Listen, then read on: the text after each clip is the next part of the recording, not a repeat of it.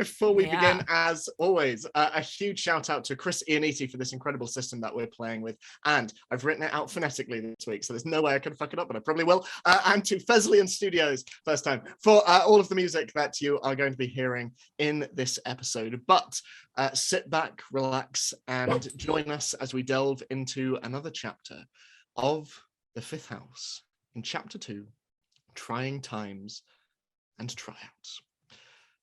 Waking next to their grandmother Lois in the international arrivals gate of Heathrow Airport after a summer away from Hogwarts, Dot Campbell found themselves met by the sudden appearance of Violet Slughorn and her father Alistair, both having arrived via Portkey.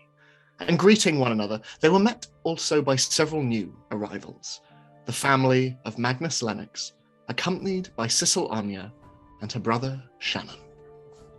While the adults talked on in hushed tones, looking somewhat concerned, the witches and wizards of the group tried to adjust and understand the very, very alien Muggle airport around them as they waited for the last member of their group, Ezra Trill.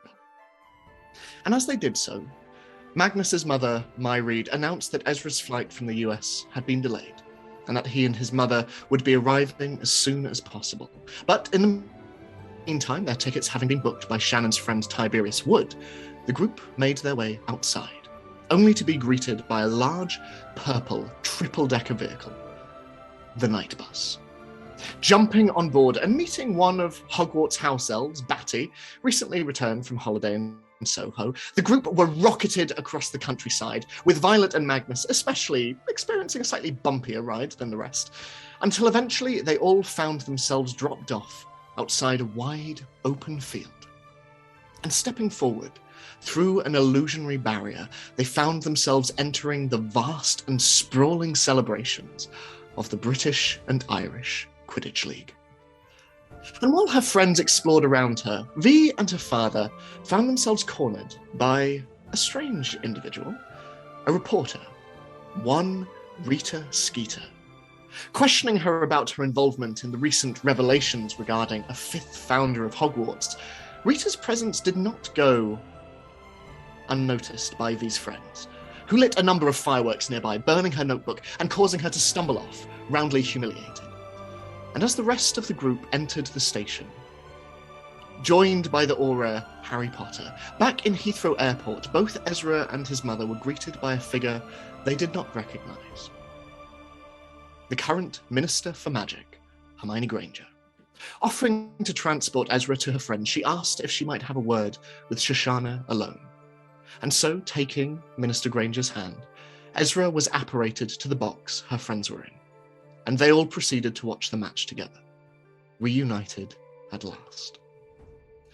But after the match, as Harry Potter spoke alone with Ezra, revealing that her father had been under the effects of the Imperius Curse, and as Violet was warned about causing trouble this year at school by her father, and as Shannon confided in his sister about his feelings for Magnus's brother Ian, in Hogwarts, deep within the bowels of the Fifth House, something seemed to manifest from the carved names of the students in the walls. Something dark and something powerful. But as the night bus careens off into the night, leaving you all stood outside the Leaky Cauldron, the place where, for many of you, your wizarding journey began, Sissel, as you all stand there in a group and the adults sort of get off and sort of brush themselves down a bit as you hear the night bus echoing out into the night, Shannon, who has seemed out of sorts since you all left the stadium, turns to you and just says, I'm going straight to bed, everyone. Myreed, thank you so much. And Dot, Ezra, I hope you enjoyed your first Quidditch match. See everyone in the morning. And he just heads off without another word. Good night, Shannon. Good night. Right, it is very late. Dot, shall we go and get some rest? Yeah, okay. And with that, Lois starts to head on in to this small, dingy pub.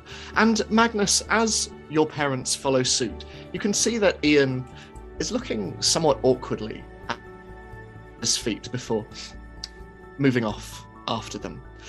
And as you all enter the Leaky Cauldron, you see it is mostly empty, battered leather sofas and chairs sat around. And it is empty save for two individuals.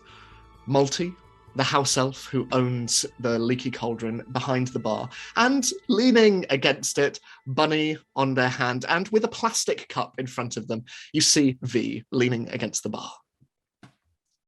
I'm gonna run up to her. V! Hi. We made it. Are you okay? Yeah. Are you sure? You don't look okay. Yeah, I don't know. I'm thinking about stuff that my dad said. It's a whatever. I don't care, but I'm just feeling kind of sad. Oh. Do you want to talk about it? Or No. Do you want to sleep? Maybe sleep on it? Do you think I am a garbage of a human? I've never heard somebody call themselves that, but no. Answer honestly. I'm being very honest. It's okay. I just need to know if I am. It's okay if I think am. you I just are. want the truth. I don't want any more people lying to me. It's fine. I know why people don't want to be my friend. V, I love being your friend. Well, I my want you dad to thinks know I that. suck. I don't want to talk about it, but my dad said that that he's not proud of me. I don't want to talk about it. And he said that he's upset with me, and he said that I was talking back to him, and I don't want to talk about it, Sissel, please. Okay, you don't have to talk about it. Okay. We can, do you want to go upstairs and rest? Yeah. Not talk about it yeah. at all. Can I see Yeah, that I V don't is wanna- looking upset? Or I think, especially with how quiet the bar is, you can hear most of this, I would say. V, Hi. do you go fish? Ooh, I love octopuses and ones that have stripes. No, And- it's a card game that you play with cards. No, Are but there if fish you on 'em? teach me, I will play. Okay, I'm gonna teach you Go Fish because basically you have a bunch of cards and I ask you if you have a card or not, and then you have to tell the truth. And then you give me your card if you have it, Oh. and then you have to take all the cards. Okay, can I lie? No. But how would you know? I mean, I guess at the end when you put your hand down, I would know. Okay, then. I am won't. telling you this to cheer you up, and I feel like wanting to lie to Right. me. I'm is sorry, I not- wouldn't lie. I Okay. keep losing at everything, and it makes me sad. But you're right. I'm Well, sorry. you don't need to lie to stop losing at things. I'm sorry. Okay. That's okay. As this conversation is happening, as I believe the Chaos Bar has just been reached, Shut your mouth, sir. suddenly you hear quite a commotion from upstairs, further up on the first floor, and it sounds like a lot of muffled, almost screaming, and you see Multi behind the bar just looking up and then turning around and then just quickly hops down off the bar, and you just hear as footsteps quickly move. As he starts moving towards the stairs, you see a fairly familiar figure suddenly rush downstairs, wearing sort of quite simple white pajamas and his long black hair hanging down either side of his quite handsome, albeit angular face, as Vlad comes down the stairs. And Damn, you see Vlad's him just fine. coming I didn't know down, that. just sort of as he's stumbling down, and as you see Multi come to the bottom of the stairs, and is Master Storian okay? Yes, and suddenly he looks up and sees all of you, and Magnus, hi, Magnus, could you come upstairs, please? Do you want me to come upstairs too? Absolutely. All of you would be good. Please. Okay. Causing Are you trouble okay again, going Vlad. upstairs? No, I'm not causing, I'm not causing trouble. And Multi just goes, all right, let Multi know if Master Stoyan needs anything. Yes, I will. And he very quickly just starts going upstairs. Magnus is to on the, his heels. We're all going to Okay. disappear very quickly, but we're still here. Keep talking. You do your thing. It's fine. Okay. We're back. Yeah, we're still here. Yeah, we're still here. As you all start to head on up, you hear my read behind you. Just, we'll see you all in the morning. We'll head into Diagon Alley together after breakfast. All right. Don't stay up too late. There's a lot to do. And they start to make their way over to the bar as Vlad just continues rushing upstairs. And you see him just come to a door and just open it. And he just turns and just goes, everyone, please be quiet. 'Cause my mom's next door, and I don't want her to hear. Do you have a cat in there? And he just opens the door and just beckons for you all to enter. I'm just gonna enter. Wand drawn. Wait a second. I'm going behind Magnus, I guess. So, as you come into this fairly dark room, you can see that there is a candle just lit to one side, flickering underneath a lamp. And Vlad just turns to you all and, okay, so, I went on holiday to Greece with, my family, and, while I was over there, I saw an egg, and I left it for a couple of days to make sure that nobody wanted it. And then I picked it up because I was worried that something was going to happen to it, and I was going to bring it to Professor Hagrid, and it hatched. Is it a chicken? Oh my god, can I have it? It can be related to a chicken, some would say. What kind of dragon is it? Vlad? It's not a dragon. Don't give it to teachers. We can keep it in like a little place and it can be our friend. Is it fluffy? No, it's under the bed. Oh, I'm gonna look under the bed. What's his name? So as Oh, you God. look under the bed, you see a fairly large egg, the back of a shell, and you can see that little bits of eggshell are just scattered across the underside of the bed. And then from round the corner, you just see a small serpentine face just come round. Is it a snake? I love him. Then another, Is it two snakes? and another. The And hundreds another. of snakes. Oh, we should back Sizzle's, up. like, maybe. stepping out of the I'm room. Hercules, Magnus. Bunny can have more friends. It's the The- thing from Hercules.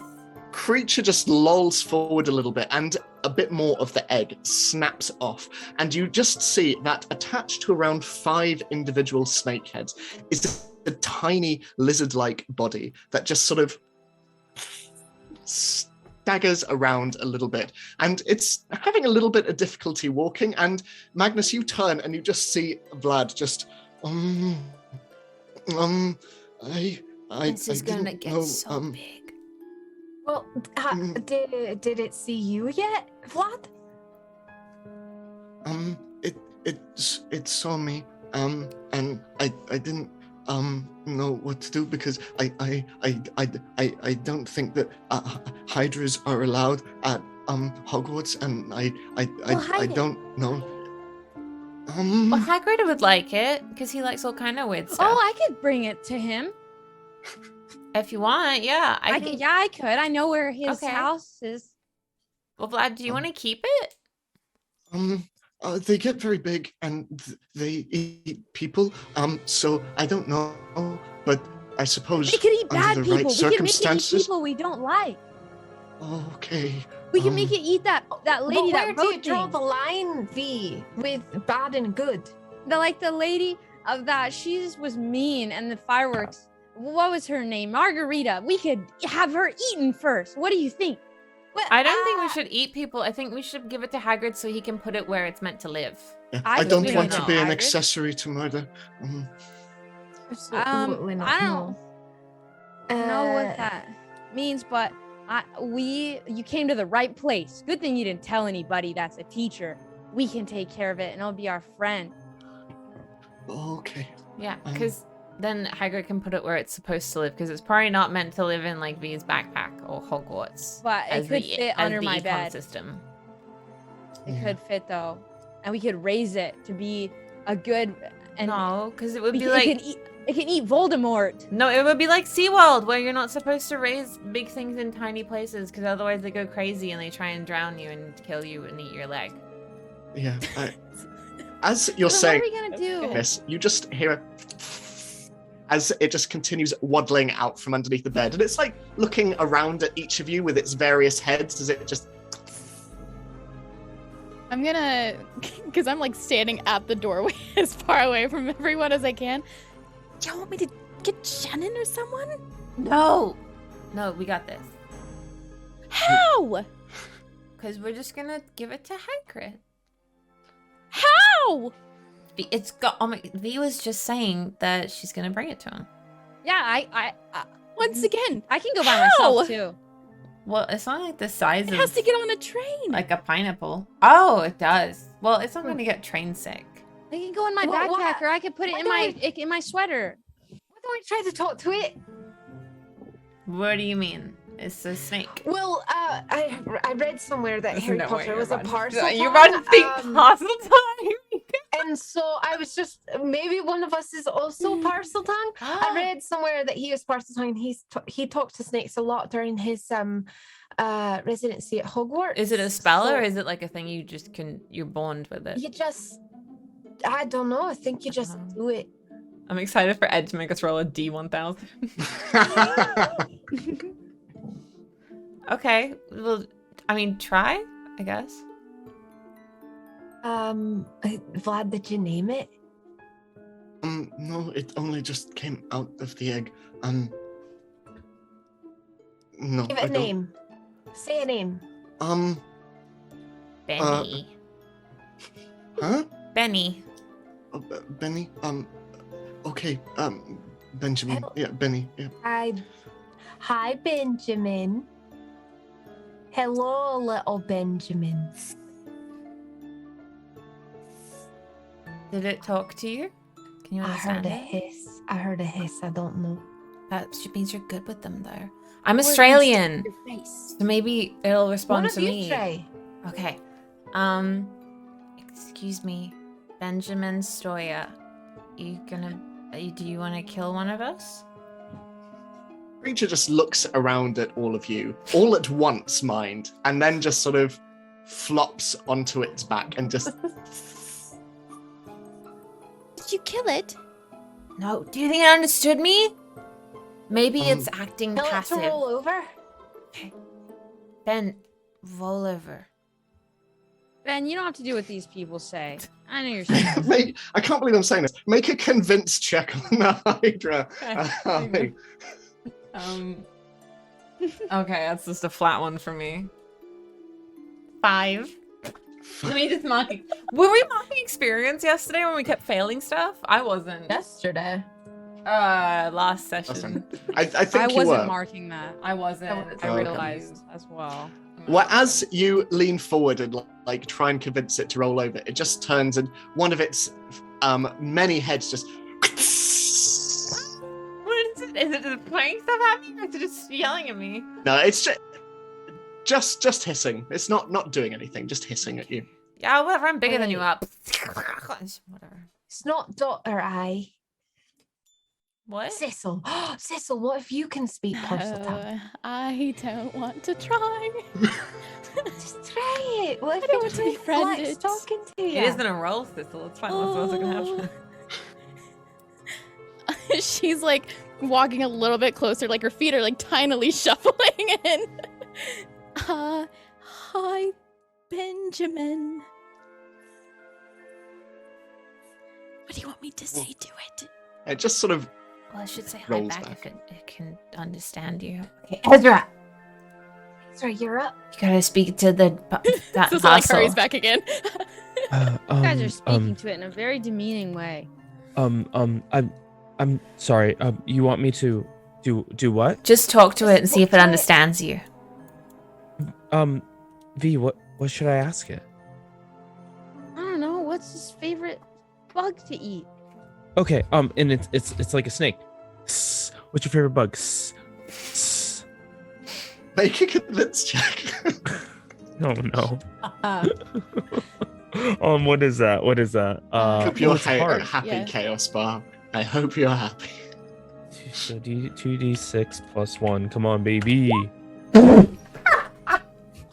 4. It just starts rolling onto its feet and just starts wandering around the room. And you can see Vlad is getting more than a little agitated at this as he just, oh, so we're just going to get it onto the train? Dot has like lowered herself onto the ground, so she's like on her belly and she's just like moving around like this, trying to like be non-threatening. As you do it, like the Hydra just turns around and We're cool, Benjamin. We're cool. It's cool. You could kill a big muscly man if you wanted to. Bee's So- just gonna talk to the Hydra as if she's in a conversation with it, like she does with Bunny. Where she's like, yeah, I know what you mean. Like, just keeps talking to it like normal and not acknowledging anything the group is saying. make a final convince check for me as V tries to speak to the Hydra. Wait, the You rest of can us didn't get to do speak convince checks. I mean, Were we so if bad at it? We're just really bad at it, I think. Hell yeah! Oh my god. As V just starts talking, the Hydra goes from looking to you, Dot, to just all of its eyes just turning around to V, and then Yeah, no, I like that movie too. Yeah, I didn't like the sequel. That's crazy. Yeah, they're kind of weird, but they're actually really nice. You don't have to worry about them. So. I think she's And having yeah, a real conversation right And now. Sissel, she's really nice, but she doesn't like getting messy. And all the Magnus snake kinda heads can be just mean, slowly but actually start it's to kinda wrap funny. themselves around V's legs and just Wow, it feels like you're in my boots now. That's so cool. I hope we can be friends. Maybe you can be my new best friend because I love having friends. V, What? can you Snake in ask your it? Can you ask it what its favorite bug is to eat? Because then maybe I could We've look for talked some. about that a long time ago. We're on to new conversations. Well, I wanted to get your new friend some snacks, maybe. Oh yeah, he says he's got a lactose issue, so make sure that it's not has any milk or cheese inside the bug juice. And he says he finds a lot of snacks in the Hufflepuff. So no headquarters, butterflies then. so- It knows Yeah. about Hogwarts. Yeah, he's been around the block, but it looks like we're gonna be all friends. So He was just born. Okay, I will get some snacks. I want your friend to feel welcome and yeah, well, he's been reborn. Apparently, this is like his 5th body, which He's a reborn? you know, most of the lizards I talk to are kind of different about that, but it is what it is. Anyways, when are we gonna eat? I'm getting hungry. do you want to stay in here with Benny? V? He seems to like you. Hey, yeah, I'm gonna hang out with Ben. Maybe we could bring him with us and hide him from the teachers. That's If- why I said we need to do that. Well, we're giving him to Hagrid, right? Maybe, but we'll see. You don't want to Depends if- see Hagrid? I think Hagrid I would be do, really but- excited if... I know, but he has a girlfriend, and they probably already have a hydra. When did Hagrid say that he had a girlfriend? I just had a dream. Whatever, Why we can does bring that a hydra. matter? Wait, But why that does it doesn't- I matter mean, if it's a because they girlfriend? probably It's already just have- different from a girlfriend. You're right. B. Bring it to Hagrid. I'll bring it to Hagrid. Also, sorry, the Chaos Ball got filled again. Just I've so you know. just seen. Goddamn. Okay. Take your I'm gonna- time, honestly. I'm gonna let that simmer for a bit because plot does need to happen. So, is there anything that anyone wants to do before heading to sleep at all? I want to pull Magnus aside. Magnus, I know you know a lot about certain spells, and do you know about a spell that can like someone will cast and then they'll control the other person and it's like a puppet. And do you know anything about that? That's like one of the big bad 3 spells, yeah. Okay. So you know. Right. You don't know about that one yet. I guess I know about it because I learned. My brother was talking about it when he learned about it. I think it's called the.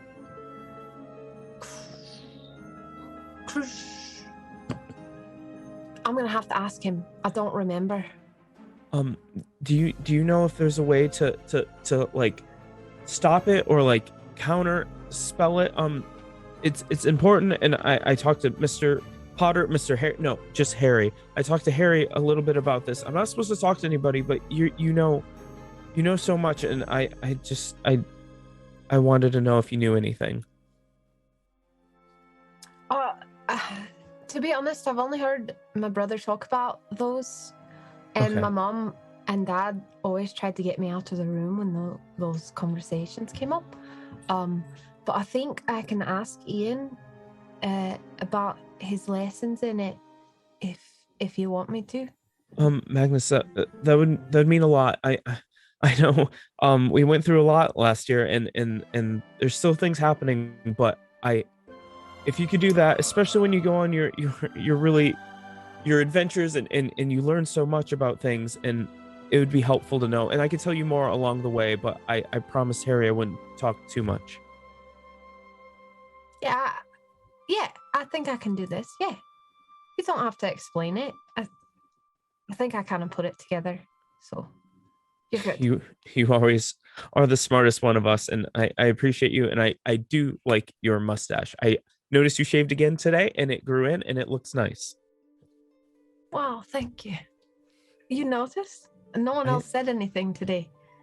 Well, So it's actually like getting fuller, right? You notice it's getting a little fuller every time I shave. It's like growing more. I see more. There's more, especially on this side where there wasn't too much last time. Or I mean, it looked good last time, but it looks even better. But it's like I think by the end of the school year, I'm gonna have a really big bushy beard.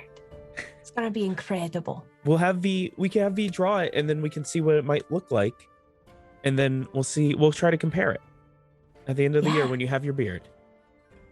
Yeah, that's gonna be incredible. Yeah. Oh my gosh.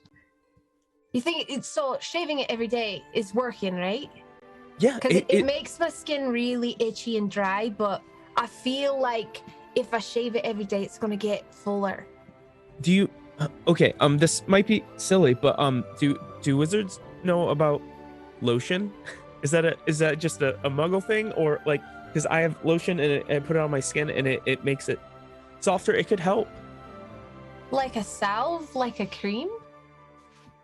Kind like when you get burned? No. It's like you put it on your skin and it makes your skin soft and it makes it nice. Here, I'll get you some tomorrow and then try it out and then see. It's I know it's a Muggle thing and like, you know, it's but it might help.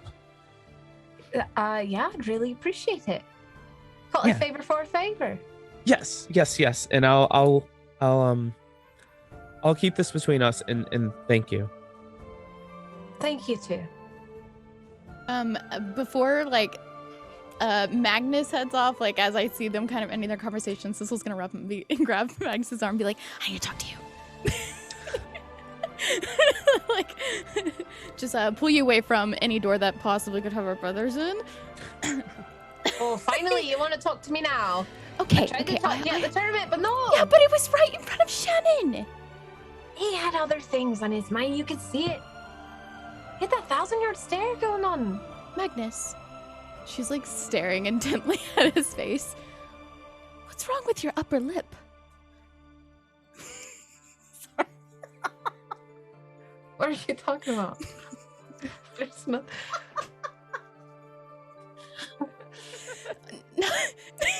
Never mind.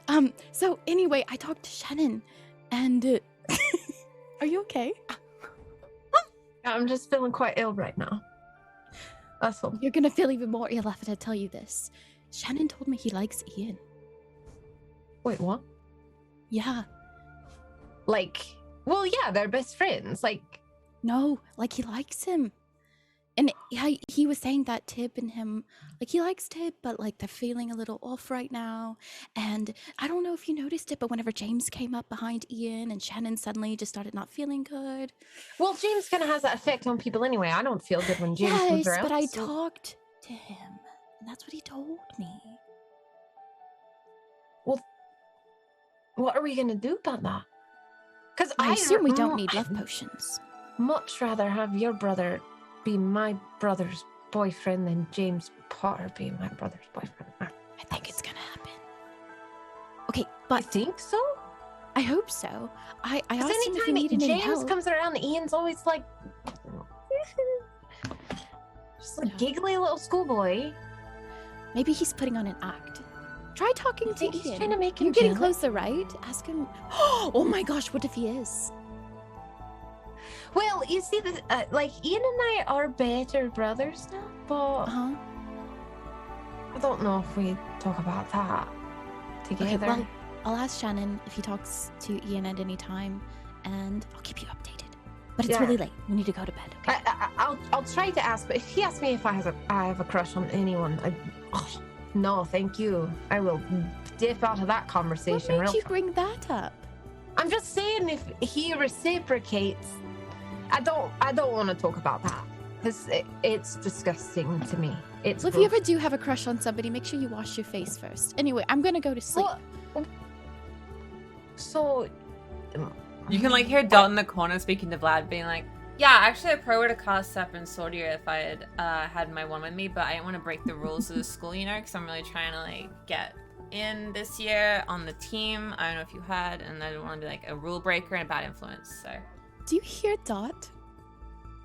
Because it makes it like a snake come out of your wand. It's like, some Australian, I figure, like, I'm not really lucky with magic, but I feel like it's a snake, and it's like a whole like Steve Owen situation. I feel like, right, Vlad? I'm gonna go to bed. I think I'm going to bed, everyone. I'm feeling very ill. I'll talk to you guys later. Good night, Magnus. So Good anyway, night. yeah, just like This comes is like gonna right out of your wand. Go to her room. So, as you all go to sleep in your respective rooms, and with V quite happily keeping Benny, the Hydra, company, who eventually just falls asleep at your feet with a soft that just accompanies you throughout the night. The following day, you all head out into Diagon Alley. Is there anything that anyone wants to purchase ahead of the school year, or any we need to look at conversations? these things ahead of time. I keep forgetting that we can do this. There's like chat. There's a massive PDF with a huge shopping list of like every Oh, single yeah. store, and I'm like, oh man. I mean, if you like, this can be like an end of session thing. If there are what things if we that want to use stuff retroactively. now? What if we want to use stuff later? What Just page is message the? Ed and be like, "Hey, I bought It this." starts on like page 40 something, like around the 40s. Oh. That's when it. Okay. And that's, So, yeah. I guess While we'll you it look off stuff the up, stream. I will say that over the next day, as you're making your way around Diagon Alley, and you do so with your parents and Dot, your grandmother, all of you together. And throughout the day, Magnus and Sissel, you both notice that Ian and Shannon are not talking. And they seem quite distant from one another as you make your way through the streets. But in addition to this, you notice that the adults, with the exception of Alistair, who always seems a little out of place at these gatherings, all the adults are gathering around Ezra's mum, Shoshana, often in quite serious and quite deep conversation, often out of earshot of all of you. And my read in particular appears to be spending a lot of time with Shoshana. And Magnus, there is one point where you, seeing something that you'd like to purchase, which I'm sure you'll tell me about shortly, at one point you decide to go in search of your mum just to sort of ask about cost, and you see your mum and Shoshana just talking in one corner of the shop, and you hear them very briefly, just the back end of a conversation. So, how have things been at home? Difficult. I'm trying to stay strong for Ezra, but been a lot to process all at once, and your ministry have been so very good. Particularly Mr. Potter and now Minister Granger. But they've kept me abreast of everything, but the ministry in the US, Makusa, yes, they've been a little more forthright. And according to Minister Granger, they've been banging on the ministry's door all summer, and with Zachariah being an American citizen, they seem to have a vested interest in President Matthew Pearson. He's been asking me all these questions, Zachariah's last known location, what he was doing in England at the time of his disappearance, whether he was following Ezra, and I don't know. I don't know. And even when Zachariah was still alive, when he was still with us, I didn't really understand this world that you're all in, and I'm just so confused and hurt. Have you seen it? No, and I don't know if I want to. He tried to hurt our children, my Reed. And I know his actions apparently were not his own, but the man he was, the man who left us, I don't know if he's still a man I loved.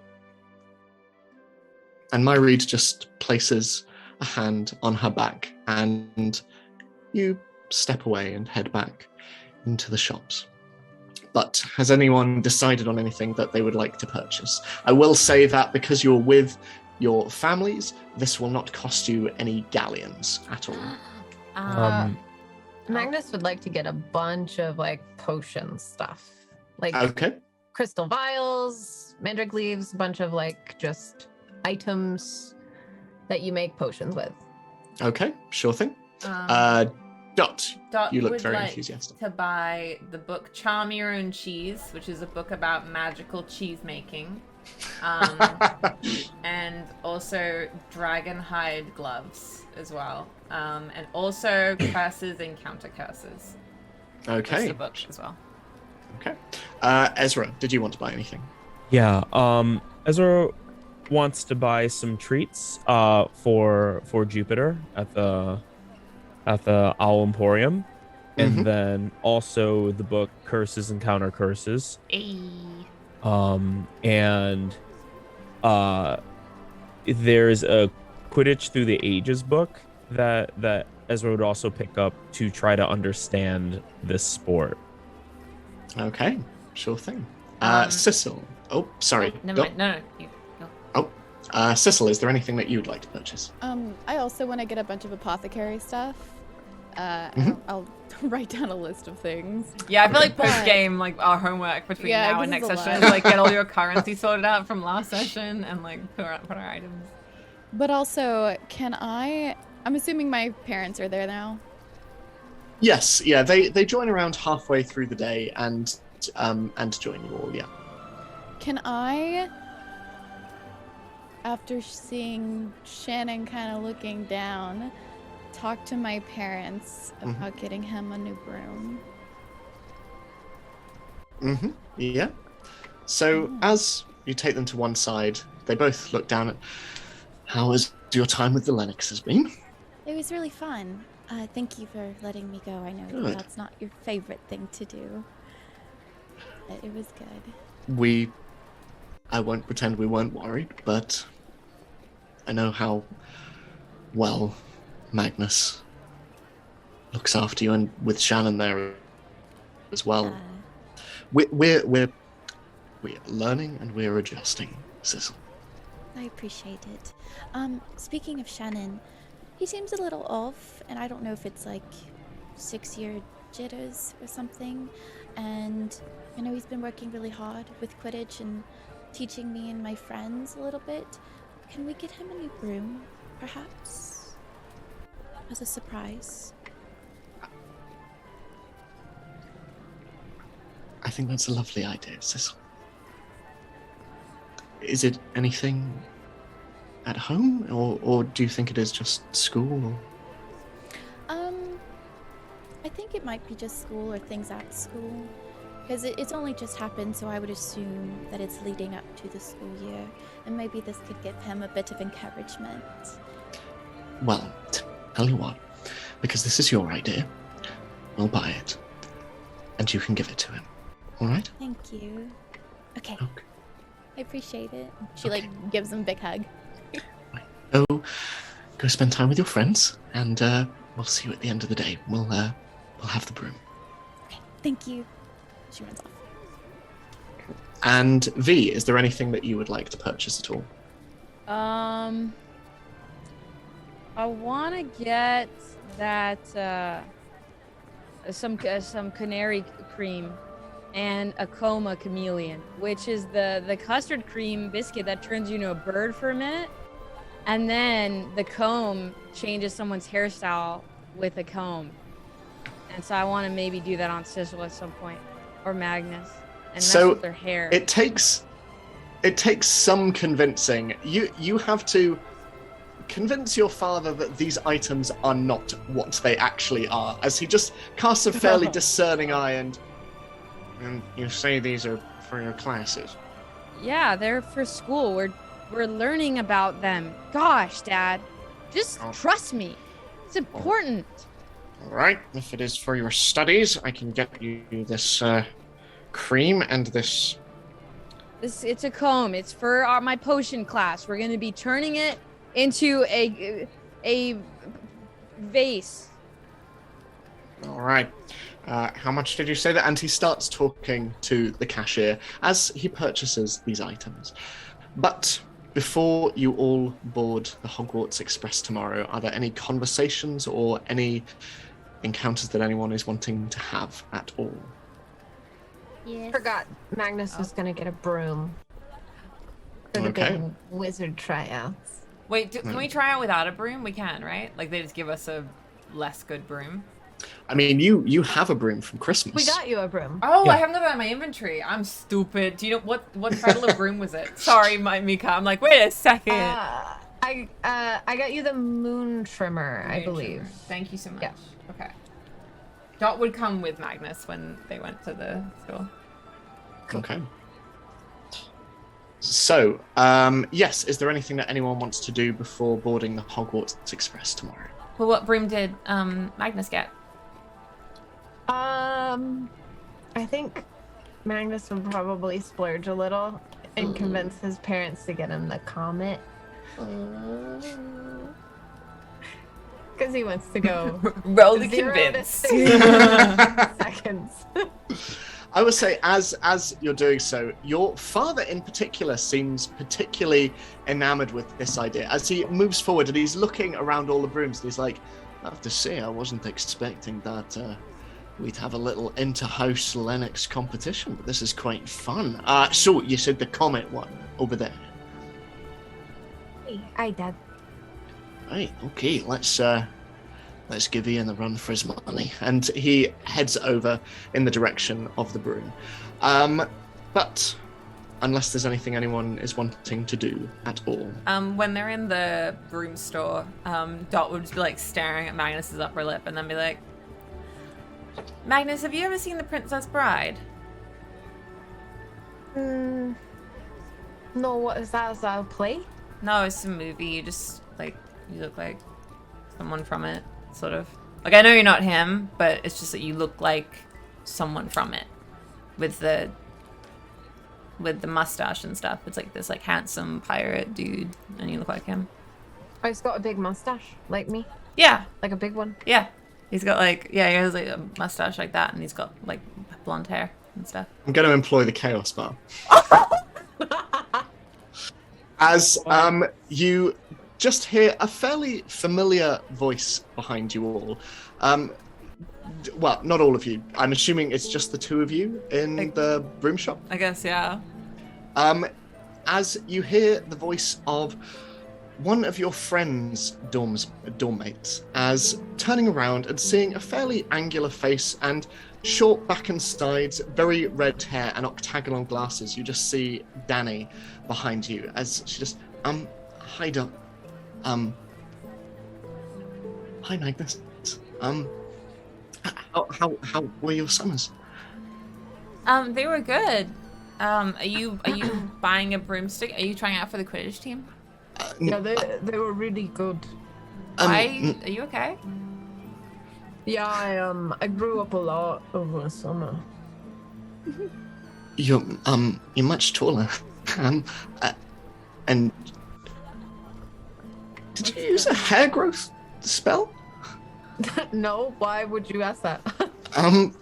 I did the same thing before a couple of days before I came to Hogwarts, and It's ridiculously hard, isn't it? To get it the right. It's so hard. Mine went all over the room. My parents had to cut it before I came. Yeah. I had to cut it and hide it out in the field near where we have like when we mow the grass and put it all in a pile. I had to disguise it as dead grass because I didn't want my family to see. You cut your hair with a lawnmower? No, I cut it with scissors. Oh. But So it is a hair growth potion. Well, a spell. I thought you said it was natural. Why did you lie to me? well, it is my natural hair. It's all grown out of my own head. I just helped it along a little bit. That's weird. It's, your voice just changed. I don't know if you noticed that. It's a lot higher now. Usually. Did it change? Sorry, Yeah, I got that's better. excited, so Yeah. it went up an octave. That's Right. about- Yeah. No. It sounds normal now. Yeah. I Thank mean, you. Anyway. it looks nice. I just came in because I saw you and Dot. I thought I'd say hi. Are you trying out for the Quidditch team? Is that why you're in here, or you just weren't going? No. No. Oh, good. Okay. Are you though? Or Yeah. We're both trying out, yeah. Yeah. I'm gonna be a seeker, and Magnus is gonna be a. You wanna be a I'm chaser or a between- beater? I'm between chaser and beater. Yeah. oh, Right. well, I'll be there at tryouts. Cheering you both on. Great. I should go. My Your- parents are outside, but Your it hair was. looks nice, by the way. Thank you. Right. I'll see you tomorrow. See you tomorrow, Danny. Yeah. That'd be great. And with that, she heads on out, leaving the two of you alone in the broom store. Why are you doing the weird voice around Danny? I'm not just doing it around. This is my natural voice. No, it's not. You didn't Oh. have that voice like the past 2 days. Well, it comes and goes. My body's changing. I'm a growing boy. Yeah, it comes and goes because when you decide to put your voice really low, then it's there, and then when you decide to put your voice back to normal, it's not there anymore. Look, I'm trying out something new this year. All right. I'm Okay, finally well coming just into like my own. okay, well just Maybe like I'm- be maybe- consistent with it then, and maybe don't you like two switch Magnus around have when the there's hair a pretty down girl here. in the store that you want to impress, and then Dot's gonna leave. Aw. So the rest of the day continues, and eventually everyone comes back to the Leaky Cauldron Tavern, and the families congregate, and you see that everyone is catching up. The adult sat at one side of the table, and you can see that Ian is sat next to his mother, Myreed, and occasionally just awkwardly looks up, and Shannon is on the other side next to you, Cecil, as the meal continues on, and eventually everyone heads to bed. And unless there's any conversations anyone wants to have, the following Oh day- wait, there is. Sorry, Oh, I do have one. yes. Sorry, I'd like to see V. Sure thing. So I'm gonna just knock on the door to whatever room V's in, I guess. Hey, Dot. V, could you open the door? Oh, I thought you could hear me through the wall. I mean, I can. I have a present for you though. So. Violet, please Oh, don't okay. shout at your friend through the door. Okay, I when she says present, I rapidly open the door. Um. What do you have? What's for me? Okay, so it's alive, so you have to take really good care of it. Okay. I love alive things. Okay. And then Dot's gonna pull out the pygmy puff that they bought at the Weasley shop. That's like the deformed white albino pygmy puff or something. Oh, This is the best thing I've ever seen in my life.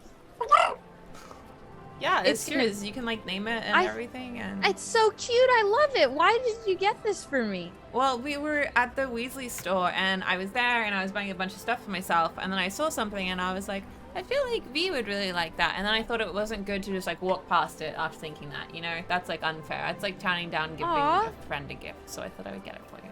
Nobody ever thinks about me like that. That's crazy.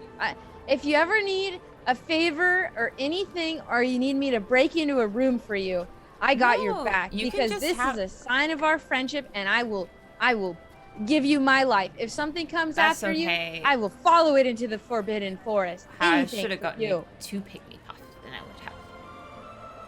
No, one is perfect, because if I Oh, had 2, they just would kidding. fight with each other.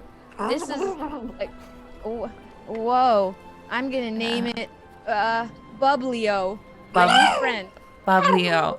That's awesome. I love Bubblio. Do you want to take Thank you so Bubblio? much. He's serious. He's like, Yeah. He's me best friends with Bunny, and maybe one day they'll get married.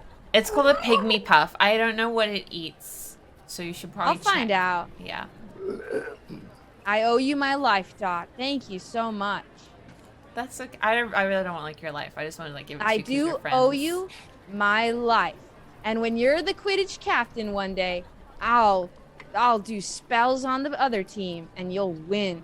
We wouldn't need to do that because I would be good enough that you wouldn't have to do that. But I appreciate the thought. That's true, but just for extra, so you beat them by 1,000,000 points. Yeah, if you want, that'd be cool.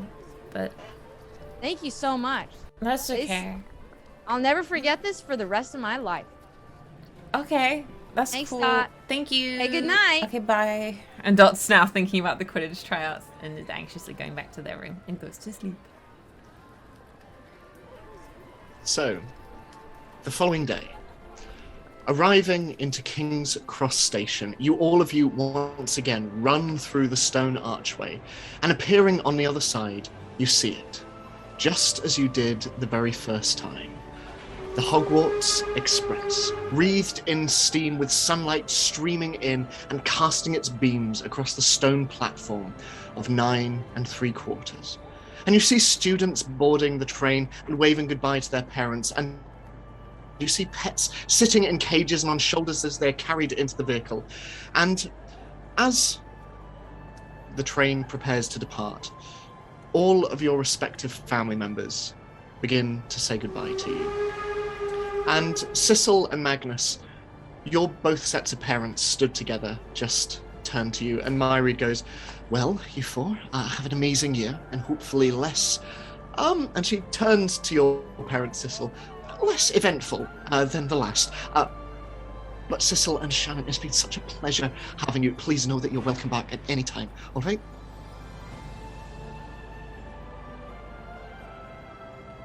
Are you gonna talk to your mom, Magnus? Yeah, I was just like, She was talking to Sissel and Shannon.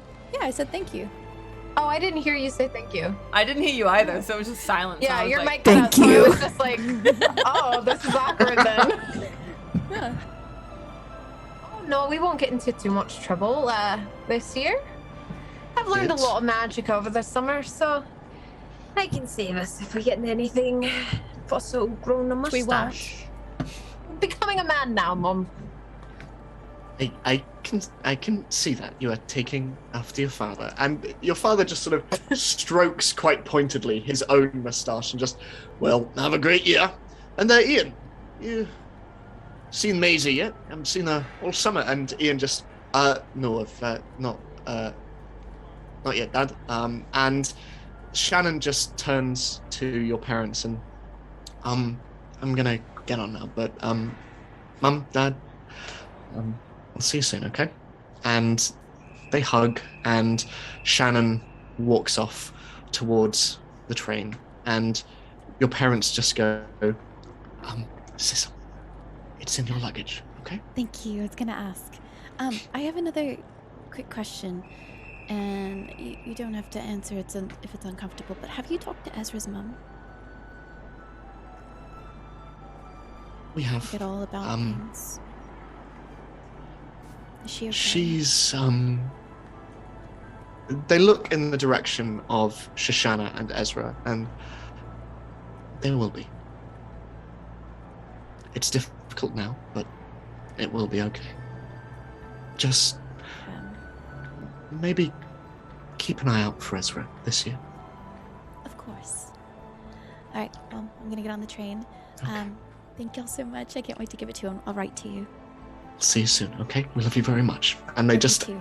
hold you in a bear hug. A little bit longer, and then, okay, go. Okay, bye. I'm just gonna run off. And Violet, over where you are, Alistair stands above you and... Right, Violet, I know your mother isn't here, but I know she would say the same thing. We don't want a repeat of last year. You've been falling behind enough in your studies over summer as it is, so I understand it's very easy to get caught up with your friends, but you are at school to study. Remember our discussion about Christmas? I remember it. Okay, I remember the discussion, Mr. Slughorn. That also goes double for your poltergeist friend. I don't know what you're talking about. You don't know anything. You're just a guy. You're just a guy. See you at Christmas, Violet. I hope I don't. He just steps back and crosses his arms and just watches as you head off. And Dot, over where you are, Lois leans down and... Now, before I say goodbye, I have a surprise for you. I didn't want to tell you before now because I didn't want to get your hopes up, but... Another kitten? No, Bimby is quite enough, I think. After your parents went on their cruise, I called them and had a few stern words with them. But it transpires that they will be back in the UK very soon. I don't have any exact dates, but your mother is coming back for work and your father is coming with. Really? And Are they I gonna take all of my books from my room and bring them with them? Because then I could have my Series of Unfortunate Events series back, because I have the hardcovers and I really wanted those. I will ask, but I have... Series of Unfortunate Events. I will make a note of it, but yes, I will keep you abreast with when they're coming back, but hopefully you will see them soon. I can come back for Christmas and I can see him then. And then we can have like a snowy Christmas if it snows. I don't know, usually it snows in like February here, but... Well, hopefully we can have a family Christmas. Thank you for telling me, thanks so much! And then I give the grandma a hug and a big squeeze. I love you very much, Doc. Please remember that. I love you too so much. And I love my parents so much, and I get to see them so much. It's gonna be good. Well, so long, and have a wonderful year, sweetie. Thank you. I will text you pictures of Bimby a bunch, and Dot's gonna like skip away to the train with like that childish non-awareness of like you are leaving for like a year now. It's like da. As Dot skips past you, Ezra, your mother just looks at the train and your friends leaving, and how are you feeling? Because one word from you and we can go straight home if you want. Well, Mom, what, I want to go, but if you want me here and if you feel like you need me here, I could always come back next year. I don't have to go. I can stay around. I can help around the house. I could just do my studies. I could read some books. It'll be okay if you need me home. She just reaches forward and just brushes some of your hair behind your ear, and you have always amazed me with how old you are for such a young child. I want you to be with your friends, if that is what makes you happy. I promise I'll come back every chance I can, and I talked to Mr. Harry, Harry, and Harry told me some things that sounded good, and I wrote a lot down, and I promise I'll stay out of trouble, but Minister Granger told me that Harry would probably overstep some bounds when it came to filling you in on the situation, but so long as you're safe, okay? I think if I'm with my friends, I'll be okay. But Mom, I'm scared. I'm not sure what I should do or how I could help, and I feel like I need to help, and I don't know what to do. Every single breath that you take, Ezra, and every word you utter has always been in service of others. You can afford to be selfish occasionally. You don't need to worry about helping me. You don't need to worry about... Just enjoy the year, okay? Okay. I will, and I'll text you, and I'll call you, and I'll let you know everything's fine, and I'll be as safe as I can, and Magnus will be there, and Magnus knows a lot of magic, and Dot's really brave, and V is fearless, and Sissy understands, and Dot will never leave me astray, and I think I can do this. You are my little lily flower, Ezra. And you can do anything. Now go. Go. Okay, And she just holds you, and then, okay, have an amazing year, sweetie. I'll text you as soon as we get there, and I'll send Jupiter. I bought Jupiter treats. I'll tell you, but I gotta go. Go. I love you so much, sweetie. And as you all rush off in the direction of the train, and it pulls away, you move away from London, further and further north, until eventually you come to the familiar Scottish Highlands. And piling out onto the platform at Hogsmeade Station, on the other end, you can see in the distance the familiar silhouette of the castle of Hogwarts, as you are surrounded by students, and you are surrounded by house elves in oversized clothes that are all running around and grabbing your luggage, and you see very briefly Batty jumping over and waving at all of you and coming to collect Bimby and Alpine and walking away. And as you are standing there, looking around at the many familiar faces around you, you hear a familiar voice behind you. All right, you lot. Did you have good summers? Hi, Hagrid. Yeah, I had a really good summer. We found a really cool animal, and I played with a broom.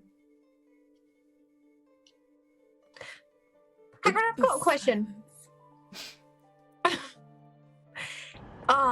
Just hypothetically, how illegal is a hydra? Oh, hydras?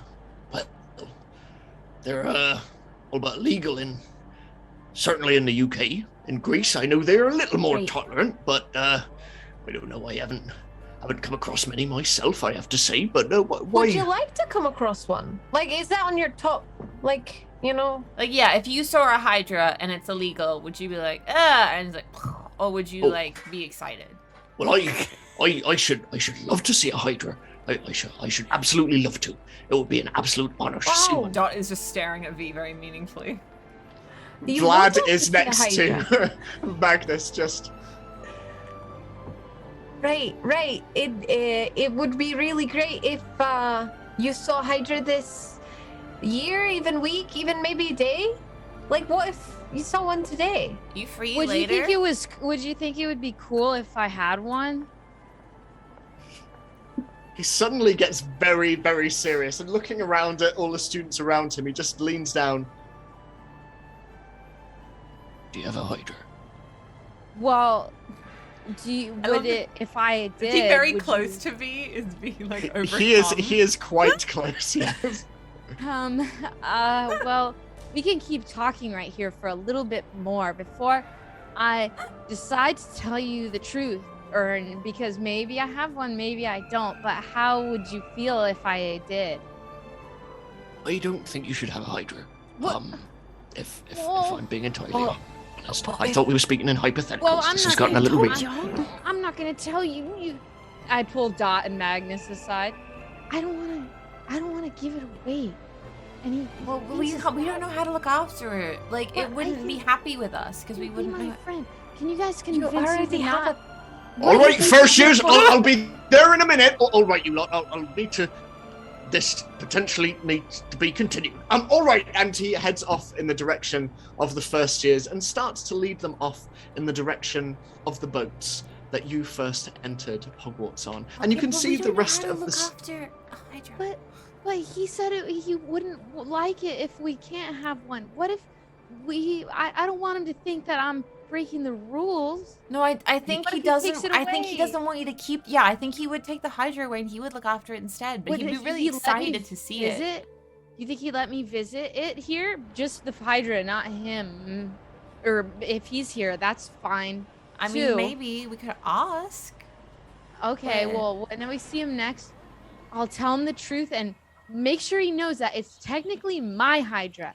So I have to have visiting rights. Maybe and Magnus visit him. can cast some like law truth binding spell thing so that Hagrid can't just take it away if he promises not to.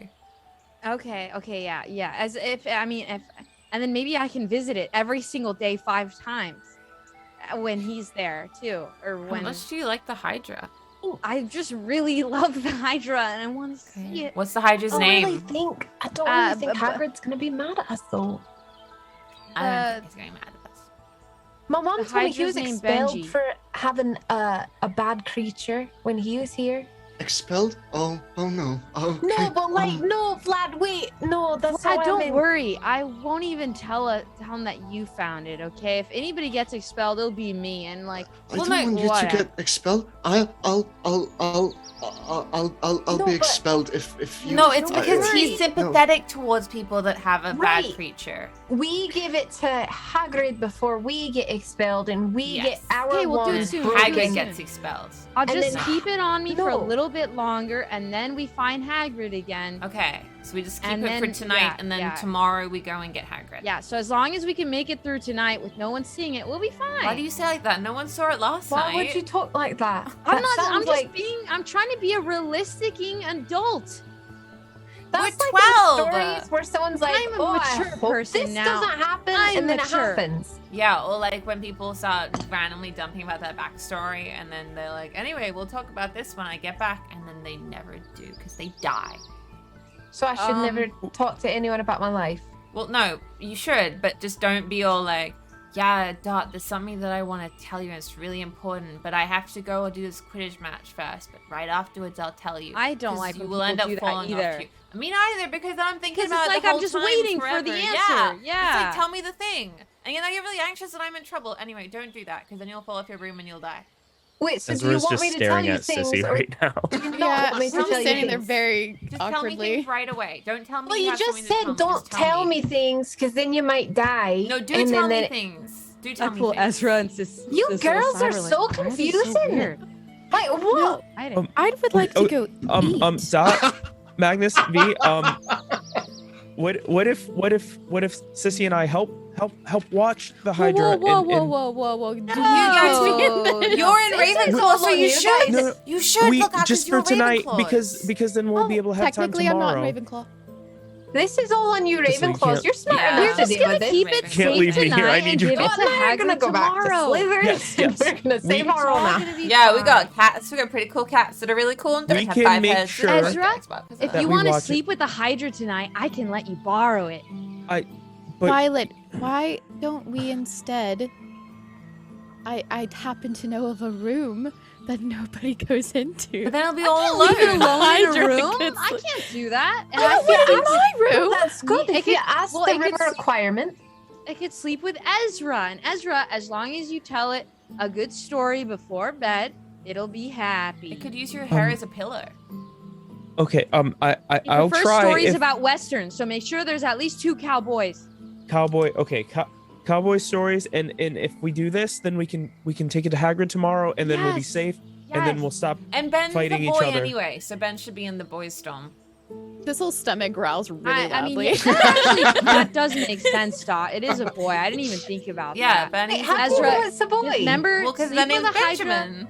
Yeah, sleep with Benji, cowboy stories, cactus in the story, and then tomorrow Hagrid, and then me and Hagrid will fall in, or I'm gonna see that. You're gonna the Hydra a fall? lot. No, I was sorry. I'm hungry. Let's Me too. go.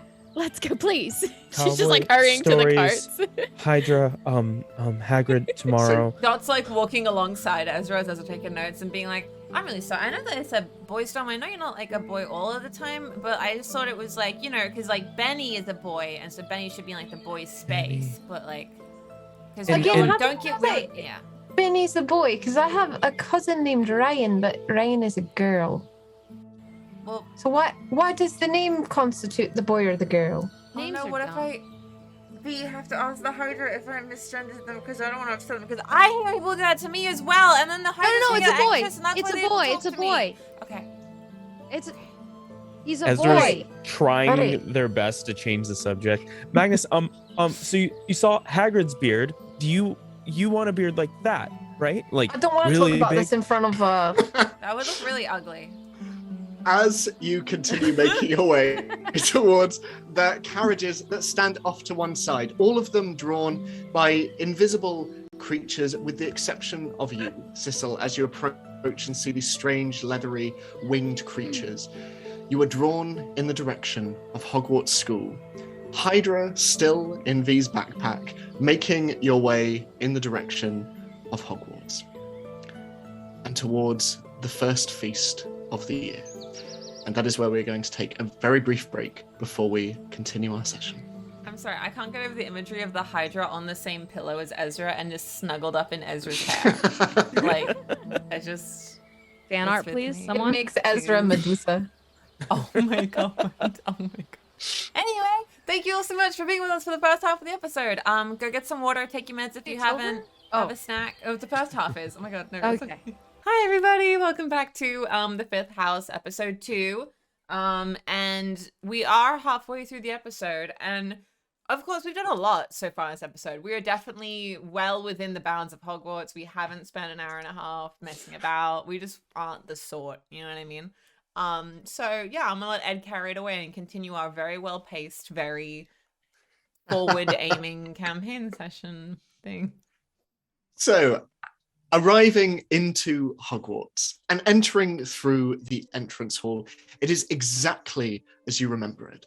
Tapestries and portraits line the walls, and large stone stairs lead up to the higher levels, and the doors to the Great Hall stand wide open. But as you enter, surrounded by your fellow students, all ushering yourselves into the Great Hall, you do notice one thing different. There are 2 statues in the entrance hall, and one of them is the same, a tall, one-eyed witch. But where the golden statue of Daedalus Dowerfellow once stood, there instead stands a towering, wrought iron figure. She has long hair, framing a somewhat contemplative face, and she holds a diadem in her hands. And as you walk past it, Ezra, V, and Sissel, you recognize her as the house ghost of Slytherin, of Ravenclaw, the Grey Lady. And as you walk past, you can see there are 2 figures floating in front of the statue. An individual with a large ruff and another who appears to be dressed like a monk. And you hear one of them just going, "Well, I'm not entirely sure why she should be the only house ghost to receive the statue. Oh, don't be so bitter, Nicholas." "That's Sir Nicholas, thank you very much." "That's all right, fine." And they start to float off in the direction of the Great Hall as you all make your way inside. And once again, candles float above the tables, and you can see the sky above, enchanted into the very ceiling itself.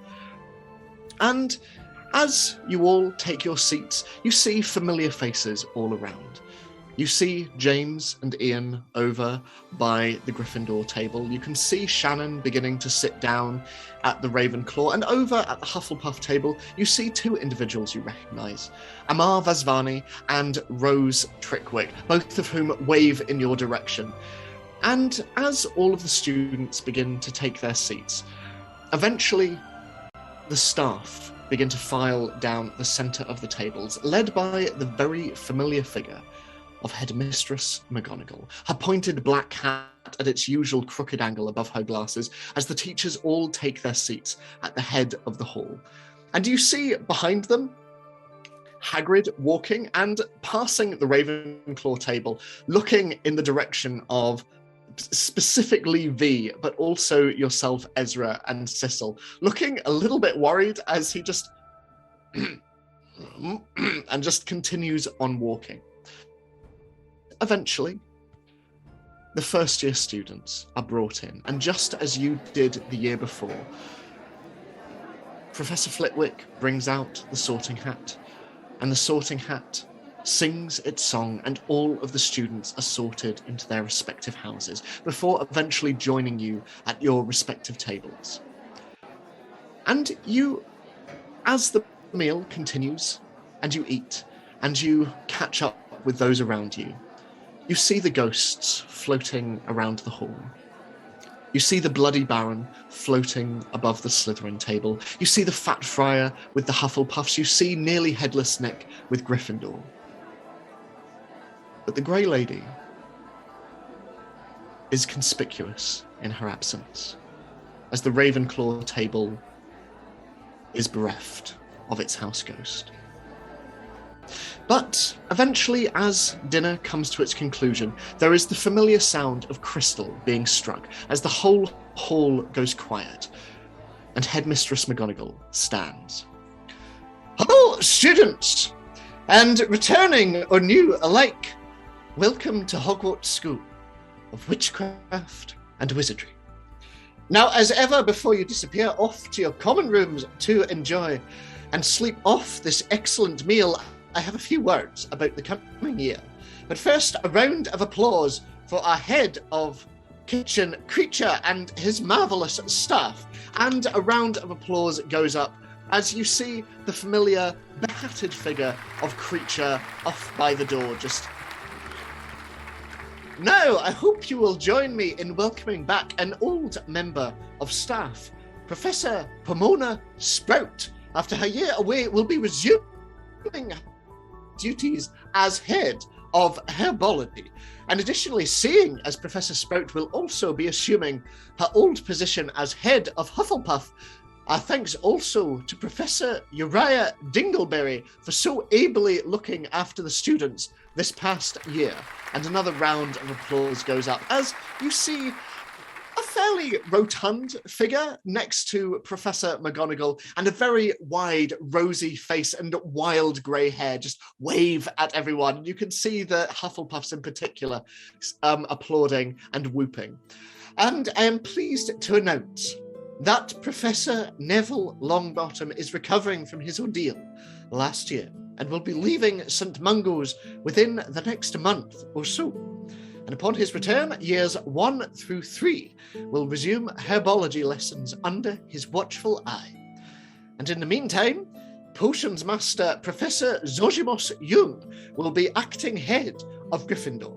If any students have any queries or concerns, they will be your point of contact. And you see Professor Young bow their head and smile in the direction of their new students. Their long white hair, as always, tied back in a thick braid through which colourful flowers are intertwined. And Professor McGonagall turns to all of you again. Now, as ever, tryouts for the Quidditch teams will be taking place tomorrow. And at this point, a lone whoop comes up from the Gryffindor table, and a ripple of laughter echoes throughout the hall. Yes, thank you, Mr. Lennox, if you are quite finished. As I was saying, this is for second years and above only, and if you're interested, please register your interest with your house's team captains. Dot's like looking excitedly over at Magnus. Now, as some of you may know, Last year, Hogwarts played host to the auras of the Ministry of Magic. Now, many of them stayed over summer to ensure that the school has been thoroughly investigated and is now safe.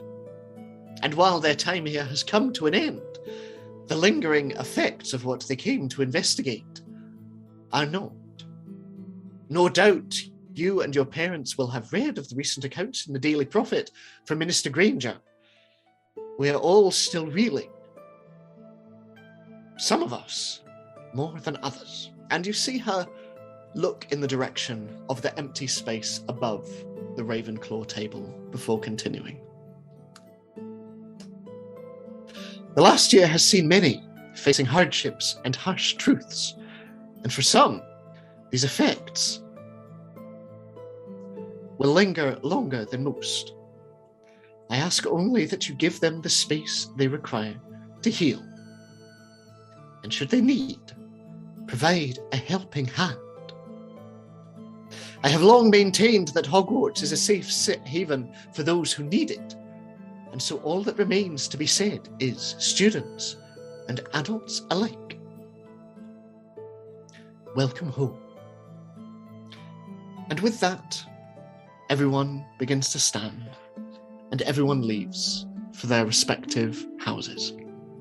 And outside the doors, the head of houses are waiting to receive the first-year students and say hello to everyone. You see Professor Sprout and Professor Young usher the Hufflepuffs and the Gryffindors to their respective common rooms. And you see Professor Flitwick standing outside, diminutive and with a shock of white hair and a small white moustache, wave at all of you. Hello, everyone. Welcome back. Welcome back. I will be bringing the first years up very shortly. But up you go. And you see Professor Bleakholm, tall and long green robes, causing her almost as though to glide, the torchlight shining off her dark and hairless scalp. Everyone down to the dungeons, and the first years will be down shortly. As you all make your way to your respective houses. She's so cool. Isn't she cool, Vlad? Yeah, she's so cool. She's very intimidating. Yeah, it's so cool. You don't think she'll find out about the hydra at all? No, it's not even with us. It's in a different house. If anyone's gonna find out about it, it's gonna be the Ravenclaw people. Okay. Yeah, our ones aren't gonna get snapped. We're not gonna get expelled. Snapped ones? Okay. Okay. And as you make your way towards the dungeons, the Ravenclaws, as you make your way up the stairs, suddenly ahead of you, you hear a commotion. Surprise cries, and you hear almost like dominoes. Students are falling from side to side as something seems to push its way through them. It speeds ahead suddenly, and then from in between the black robes and grey trousers, you hear the jangling of bells, and two bulbous eyes rush towards you, Violet. Oh, hello, Smelly! Oh, I've missed you, I've missed you, I've missed you. Oh, gosh, summer's been so boring without you. Boring, boring, boring. Oh, how are you? I've been doing a lot of things, and Peeves, you have no idea how much I have to tell you sometime. I have more secrets, but maybe I can't tell you now, but we're gonna do a lot more things maybe in the future. Excellent. We're gonna I see lots of ties around students' necks. Yeah, we're gonna. I really missed you, and I hope that we still need to keep our best friendship secret. But if you could prove to me that you're a really best friend, then I might tell you about something that I maybe have, but my friends probably don't want me to tell you, so never mind. Anyways, Peeves, I really miss you. I really missed you. I missed you too. And how are you two as well? Sissy and Ezra. Hi, Peeves. Do you want my tie now, or are you just gonna take it later? I can just give it to you now. To help. I think it's more fun if I sneak into the dorms and steal them all then. Yeah, stealing is more fun than having it given. I'll leave you a snack too, because I know you're really good friends with V, and V is my really good friend. And I'll leave you a snack, and then maybe another surprise. Well, thanks. I don't eat, but I'll stick it through my body, poop it out the other end. And you, Sissy, how are you? I'm okay. You have full permission to take all of my blue ties. Have fun. Okay. Should I tell him It's about much fun Benny? when I have permission to do it, but anyway, I will see you soon, bestie. And he just disappears Yes, you up will. into the Yes, you ceiling. will. Yes, you will. I'm gonna turn to V really quickly because I didn't know anything about this from last year. Are you best friends with Peeves? Yeah, you could say that. We're kind of like really close. Should I tell him about the hydra? I think he'll try to steal it. Why would he do that? I mean, he took Bunny. Oh, that's true. I just feel like I should tell him because we're best friends, and best friends don't keep secrets. How about you tell after we give Benny to Hagrid, Okay. and then that way Benny's safe, and then Peeves will think it's fun, but Peeves isn't gonna get past Hagrid, You're so right, everyone's You're right. okay. Wait, you were behind the ties last year? What? Oh, Sissy, yeah, it's a long story. Can we? There's a lot you don't know about Sissy, but maybe this year you'll be You know part what? of the It might cool be good friends that I don't club. know. No, I get. no, you should know. Do I want to Sissy, know? you just need to sometimes mess up your tie a little bit, mess up your hair, not be all, you're like a nice mom. I'm 12, but thank you. Yeah, but maybe we should, Ezra, we need to make Sissy do something bad, maybe. Just to make her, shake her up a little bit. I'll brainstorm some stuff, V, and And then you Sissy, can do a prank on people. So she's gonna like talk under her breath and be like, as if I didn't already take the cloak and the map and get locked up in the 5th house and release a ghost and whatever. But no, Sissy, this stuff's supposed to be fun. Yeah, but that stuff we is had like, to do that was like dramatizing and stuff. What you need to do is a freaking prank, and you're gonna do something crazy. I can I can let Sissy in on the revolution. But I want to get into our house because I don't want Benny to get loose. Yeah, you're right. Sissy, we got work to do with you. Yay. So glad you're He's like excited. not excited. As you all head in the direction of your common rooms, is there anything that anyone wants to do before they go to bed and have their first day of classes tomorrow? Dot would just say to Vlad and Magnus whenever she can to be like, also, you guys, I have 5 silver snake firecracker fireworks that I'm looking to resell. So if you know anybody who might want to let those off during Slytherin and Quidditch games, like cheer and stuff, I would like to sell it to them. So please let me know and support my business. Oh, okay. Did you start a business over summer or Yes, I'm a CEO of a company. I don't have a name for it yet, but I'm obviously the CEO, so and I am reselling things that I buy. .com? It's silly. No.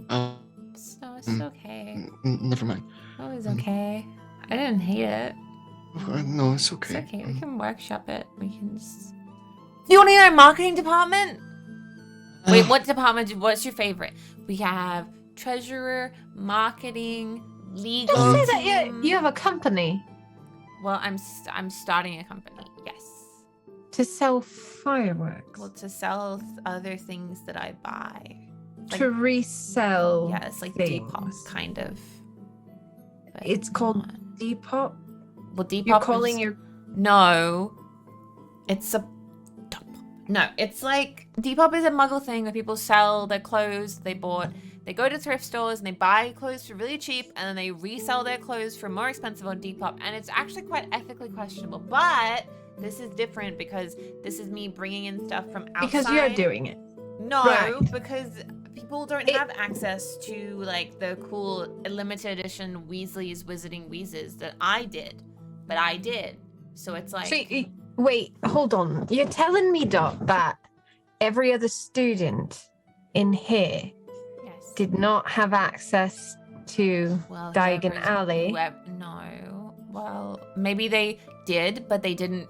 Okay, so it's like this. Wait, okay. what's the food that you buy at like a sporting event? Like what would Chips. Okay. So like hot chips or like chips? Like hot chips. Hot made of chips. potato. Okay, Yeah. right. So you buy hot chips, right? And they're Right. like however many galleons.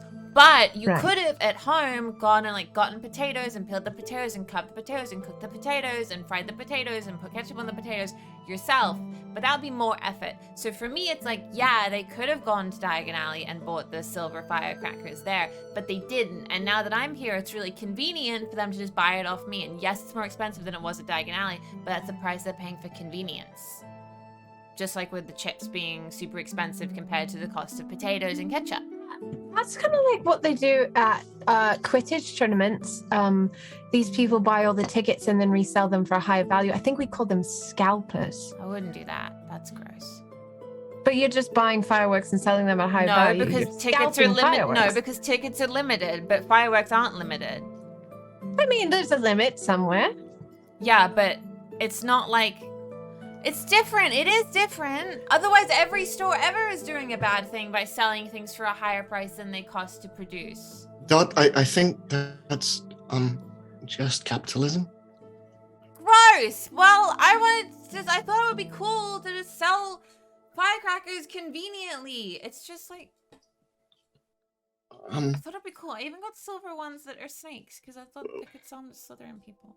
We can still do it. I have. But now I think I'm a bad person for doing it when I thought I was being really smart and I got a bunch of money over the holidays and I thought I think it's smart to do it like if you have some extras, but it seems weird to make a whole company business off of that. I don't know. I'll think maybe I can make my own fireworks. I can get really good at potions and I can make a little potion and it can be just like that. And I can make golden lion ones and I can make blue, but you're so smart, Magnus. Okay, thank you so much. This was really good. I will, however, still be selling these firecrackers, but after that it will be over, just like when you're Catholic. You just do the bad thing and then afterwards it's over. Right. Well, on that note, I'm gonna go to bed. Okay. And Okay, I'm not, Magnus, 'cause I have a lot of ideas. But... Magnus is gonna pop up to his down to his bedroom, and he's gonna grab some main grow potion that he's tucked away. Some what? Some main grow potion, That's so interesting. and he's gonna just like slip to the bathroom like he's getting ready to brush his teeth. Does that He's involve gonna- any rolling of any kind? He's gonna I slather it. I was just about He's gonna slather it on his top lip. Can make a magic roll for me, please. I know you're good at that, but even so.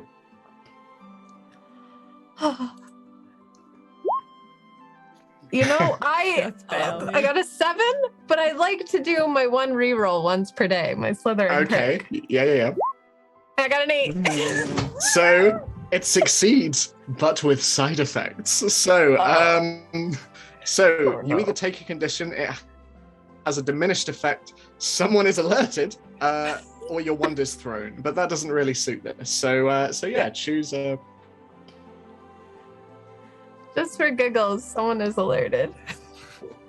As you're just rubbing it and applying it in the mirror, it just opens and you see behind you a rather tall individual with fairly cauliflower ears. As you see Brian, the individual that you fed a love potion at tryouts last year, as he just opens it and just looks at you. Ian's brother, right? Some may say that I'm Ian's brother, yes. I'll leave you to it. And he just closes the door behind him and leaves you to it. Some people may say that I'm his brother. Some people say that he's my brother. But as you both make your way to bed, you notice that piled on top of the covers are treats. Lots and lots of gingerbread treats. And by the beds, and you can see both Alpine and Bimby in your respective dorms are enjoying what looks to be a fresh fish in a bowl, as it appears the house elves have left you a little something to keep you going. What a good day. In the Ravenclaw common room, is there anything that anyone wants to do before going to sleep? Ezra would just like to look through any books that they could find about hydras, because Okay. I'm about to have one sleeping on my pillow. Do you have any books on hydras with you? I thought I had one about creatures. There are quite a few books in. Well, Uh-oh. Did we lose Ed? I like the face that we lost him on. Ed? And come back. Wait, that's our GM. We kind of need him. Uh-oh. We need Dan Cantartum. Okay, who can do an Ed impression? Here, Akio Ed. Did it work? Wait, let me make her magic. Hang on, let me make a magic roll. Wait. That +2, it's a 10. It should succeed. Oh no, he's not here. Did Oh! you just kill him? I'm trying. Dot? He went straight to Uh-huh. murder. And then Jeff Bezos walks in and says, Dot, you're entrepreneur. Oh, Oh, no, no. we're about to shift. Who am I? Who am I gonna be? Oh, I'm Ed. You're Ed! Alright, Ed. GM us. Painting. Wait, I have to. I'm GMing myself in Bella this and scenario. Mika. Somebody else do something quick. I alone. Oh no! Suddenly, me. V and I are It's messing me, with the Hydra. Magnus. Look at the hairs on my lip. Why am I always in the same spot? I hate being Sissel. I love Harry Potter. I love Harry Potter. I love Harry Potter so much. Wait. I want to be somewhere. I'm his biggest fan. Okay. Or I should say, And I I'll love be Harry Sam. Potter. 'Cause that's my new voice. We should break the Oh. law. That's a Oh bad my gosh, I love idea. hydras, and sometimes I play with Legos and feed them to my hydras, but you shouldn't do that because cough drops are actually really bad for you to consume a lot of. And have you ever put hand sanitizer in your hair? It probably I want dries Harry it out. Potter to adopt me and my Magnus, you mustache. should get rhinoplasty. You look really bad. And also you should probably like change like your jaw and stuff, Magnus, and also your hair as well. I think. Excuse me? I'm are you being trying to say Sissel. here? I'm being Sissel. Thanks, Sissel. You really made me feel confident in myself this year. Yeah, Why are no we both worries. like I saw that? that you Acting and Ezra like were that. talking earlier. What was he talking to you about? He said my mustache looked good. Do you agree? Well, I never took Ezra for a liar, but You know, it looks like there's a caterpillar on your upper lip. Why do you go pick bugs and put them up there? Sometimes I eat bugs, and so does Bunny. Are you actually a toad? It's a condition. You might want to get that checked out. Could be a part of that scabies. explains the fluids. I miss And being Ed. V is fun. I like V. Right, Dutine beat the Ed. As the gang. Does he go by the gang? He says, as you all. As you all progress through the night. V, is there anything you would like to do? Yeah, actually, I would like to bring the Hydra out and like bring Bunny up on the bed and like play with them like they're dolls and like now kiss. As you reach But it's like in, 5 heads. As you reach in to grab the Hydra, it moves quickly. Make a body check. Oh, okay, hang on. A body check. Wait. 5. You reach in quickly, and as you grab one of the heads, you forgot that it has 4 more heads, and it jolts really fast and throws you across the room. Oh, okay. I'm actually now landing on Sissel's bed. Oh, sorry, Sissel. Dire Sissel. Ed's internet cut out. Also, sorry, I'm Sissel. Sorry. Oh Oh no, bed. Oh, the shark is here. Oh, it's okay. It might give you a foot massage if you bring your toes out. It like there's 5 heads and that's 5 toes. Okay, so I'm Have very you ever Dot had your and toes Ezra. sucked? I'm very stealthily going to try and move away from the Hydra, even though body isn't my best role. For some reason, that's the option I'm going to pick. Wait, why is this happening Yeah. again? Because Ed's internet cut out. My camera's moved around. Oh no. We're trying to fill time. Yeah. All right, All right, guys. make- what make if that we body put roll. it in Alright, you gotta do a body chaos check. bar while Ed's gone, and then Ed has to come back and immediately do chaos for us. Crazy. Look at Oh, he chaotic chaotic. and Chat. I chaotic. love the commitment. Oh, Ed. All right, buddy. Sissy, you got to do a body check as you try to move Yeah, away. Sorry, yeah, do yeah. a body check, sissy. Okay, is this a minus or I'm is this Ezra. just a plus I'm nothing? Dot. B is 2 Plus- people. yeah, plus I'm nothing. Ezra. Is this a minus? No, it's just flat. I had enough experience that I got it up to 0. Okay. As you try to move off the bed. Oh wait, you Actually, didn't roll we yet. can't even roll it. There we go. There Oh, it this- is. Ed, come back. So it's a fail. Oh, this never happens. So as you try to move off the bed, you fall flat Welcome on your to my face. Oh, And- Sissel, are you okay? And in the I haven't commotion, been okay for a long time. Ezra hears and comes Come to check. back, Ed. I don't know who Ezra Oh, is. Ezra is Bella. Oh, hi. It's Hi, Ezra. me. Let me get out my notebook and write everything down really quick. Yeah, Sissel fell on her face. You might want to check her face. She So, might actually have something on her upper lip the same way that Magnus does. Well, I think what Magnus did on his face, I think it looks really nice. And Sissel, Why? You do? I really you think like it what looks you've really done with nice? your hair. Yeah, I like Magnus do. is upstairs with us now. No, wait, Just Dot's right up there. to It's Dot. Dot is now It's in the Dot. It's common Dot. room. Because now Oh, I'm Magnus. What are you guys talking about down there? Oh no. Your mustache looks really bad, Magnus. I don't know what you're talking I get about. to be too human. Suddenly, y'all came up to the Ravenclaw Tower. I thought you were Dot. Oh my gosh, this Hydra. I can't wait to see Hagrid later. More like Bydra. Don't You say think that. you're funny, Dot? She always thinks she's funny. Are you talking in third person? I don't even know who you are anymore. Yeah, I At this literally. point, you're Mika. So when you're on the left, who are you? When you're on the right, who are you? When there's the low Over voice, here? that's Magnus. If I'm right here, I'm Uh-huh. Magnus. Okay. If I'm over here, I'm Dot. I can't wait to do a rewatch before next season with Ed and him be like, what the hell did I miss? I think you're quite funny, Dot. You always make me laugh. I've Sissel, you're so never, nice. Can you I like never stop GM'd it and anything, shut up? so I don't know what I'm Oh, even doing. okay. Everyone Can you goes to stop being sleep, nice? and the Hydra is on Ezra's pillow, and the Hydra is restless. So How much did my mustache grow overnight? oh, you have a full-blown Magnum PI, thick mustache that is just Like you can immaculately feel it shaped. on their nose, on their nostrils. Yes, They can, like, and you can wiggle your mustache at will. It is so thick. It is so. it is so incredible. Magnus PI is now canon.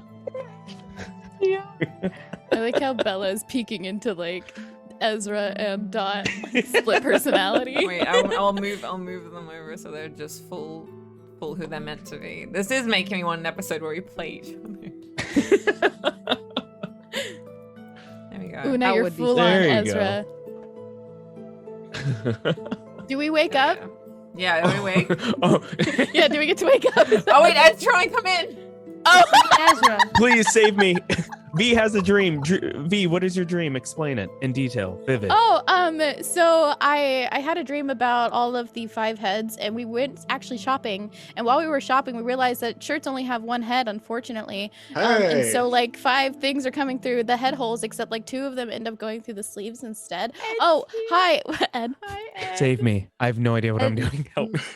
I gotta don't know move what's Ed everyone's has going on no anymore. idea what we just did. I feel like a parent tentatively like stepping back after realizing their kids had a house party while they've been gone. This is literally when like you have a substitute teacher and like they come back and the real teacher comes back and like you're not in your assigned seating plan and you're doing everything. Ed, you have to go back and watch what we did. I'm so scared. Oh wait, It's- oh god. It's where's- great. There we go. Sorry, I'm That's having to move fine. everyone's cameras around because they got a little jostled. So Back I'm to Ed. Sissel. I made Yes. them roll, and they failed, and I and did. then I don't know what happened. I Yeah, mean, lost. to The be cameras fair, are and fixed. I'm going to put this out here to everyone, I would love to be GM'd by D2. I think that Oh, would, that would be be great. Oh my God, yes. incredible. I think we'd be amazing at it. I will do some research and try to see. Mika. Oh yeah, Magnus has a Magnum PI mustache now. That, Excellent. Magnus Amazing. PI. That is canon, and that's staying. As Brian exits the room, there's just a You have a Magnum PI mustache now. So what was the last thing that happened? You'd entered. It was into that. the asleep. It was, Yeah. we were all asleep. Okay. I think I was in the middle. I can't remember what was being said. But as you enter the Ravenclaw common room, and Ezra, as you look around for books on potential hydras, Sissel, you do see your brother sitting by the window, looking out from the common room and over the Black Lake in the distance, sort of keeping mostly to himself as everyone around him, and as Professor Flitwick brings in the new first years, as everyone makes their way to their respective dormitories. I'm gonna go up to Shannon. Is he sitting, you said? Yeah, he's just sort of sitting perched by the side of the window. Each of the windows has like a large amount of cushions on the windowsill. Okay, I'm gonna go up next to him and like kind of push myself up onto the seat right next to him and look at him, and I think you look sour. Yeah. What's going on?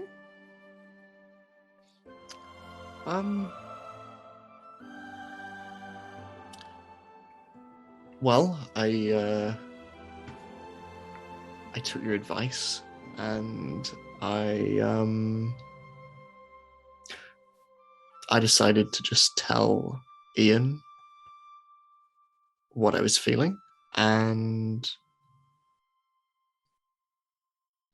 he didn't feel the same. He has James, which is fine and good. Obviously it's fine. And I guess, I don't know. I mean, I didn't expect him to say anything different. But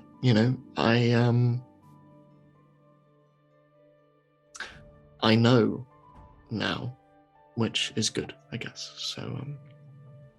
Do you think he said it because he was with James and he felt bad? Or do you think he said it because he genuinely felt that way?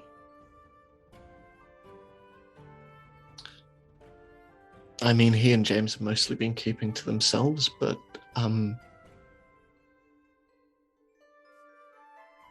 he seems happy, which is,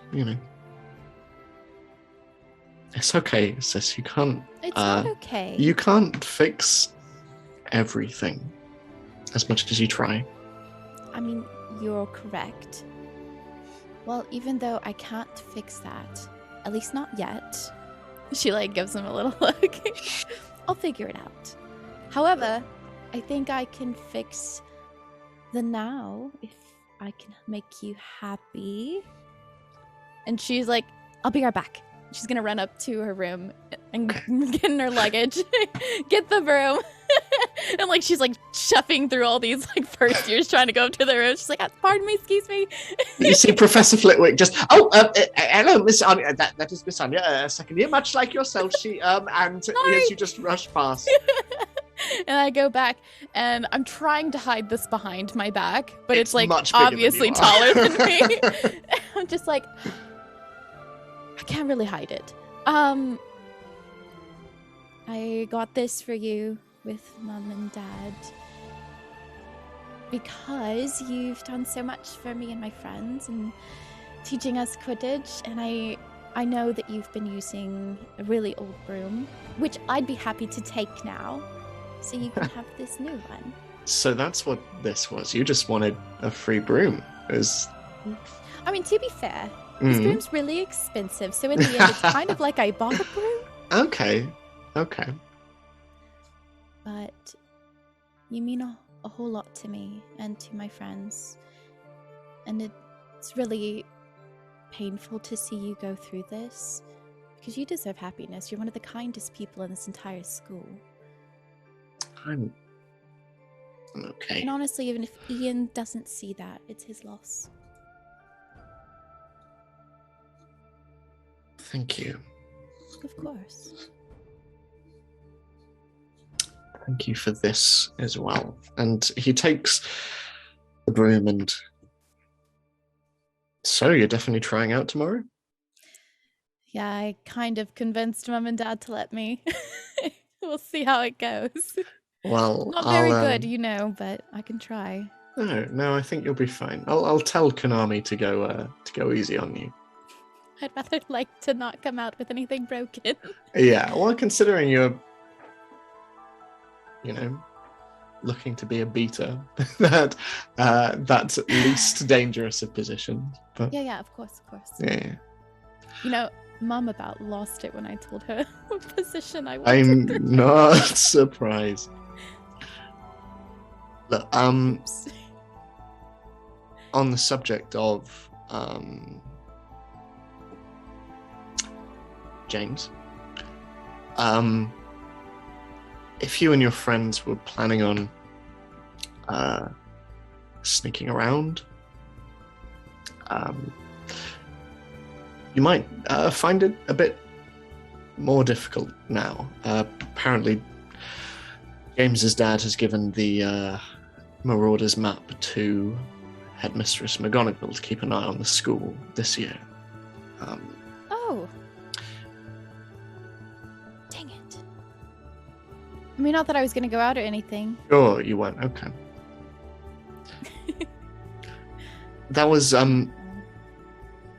actually something else we never talked about, but when Ian and I when you snuck into the fifth house, all of you, last year, and we were checking in on you using the map, there was something that at the time, like, I clocked, but I didn't really register because obviously we were panicking trying to find Harry, but everyone in the school, you and your friends, had names floating next to them, except you. And Me? Yeah, Then how'd you know it was me? well, because you were a blank person being accompanied by Ezra and V and Dot and Magnus. Shannon, there's another person who has a blank name on the map. Ezra's dad showed up blank. Oh. Okay. I mean, I don't know what it means, but I just, it was just interesting as all. Did you or Ian tell anybody?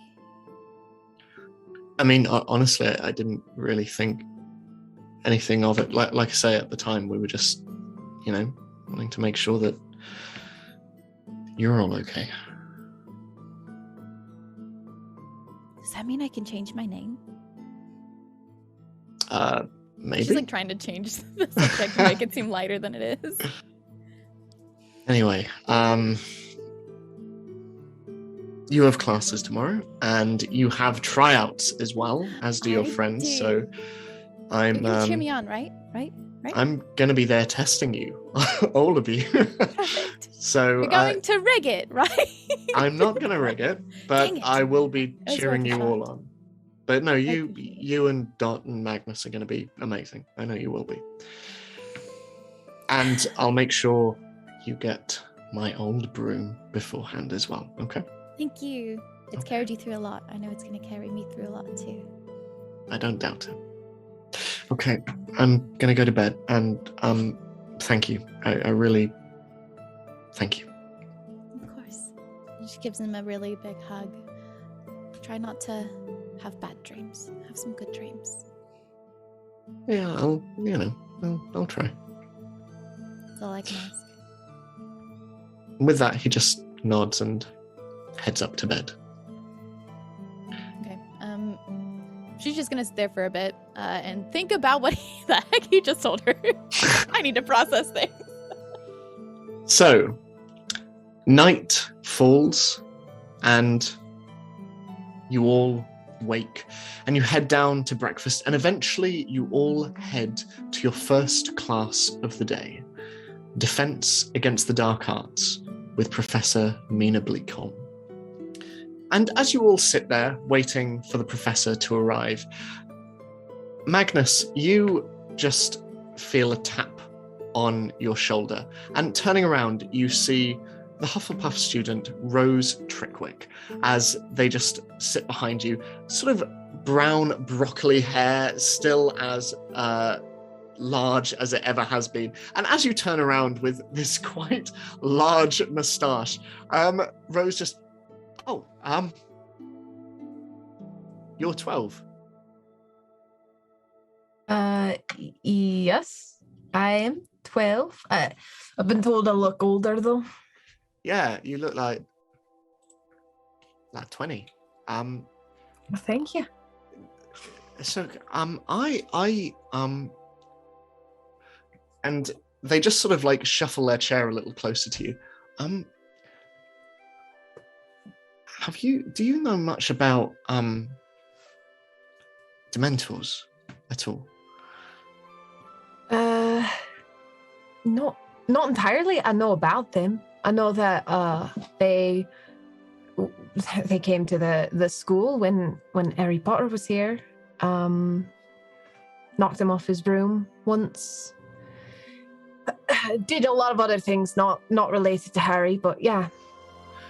It's just I don't know, I was just looking at the syllabus, and I know they're going to come up later this year, and I don't know, they're like the one thing that really freaked me out, and I just wondered if you knew if they're particularly common at all. I mean, I've never really seen one in real life, so I don't think you have anything to worry about. Okay.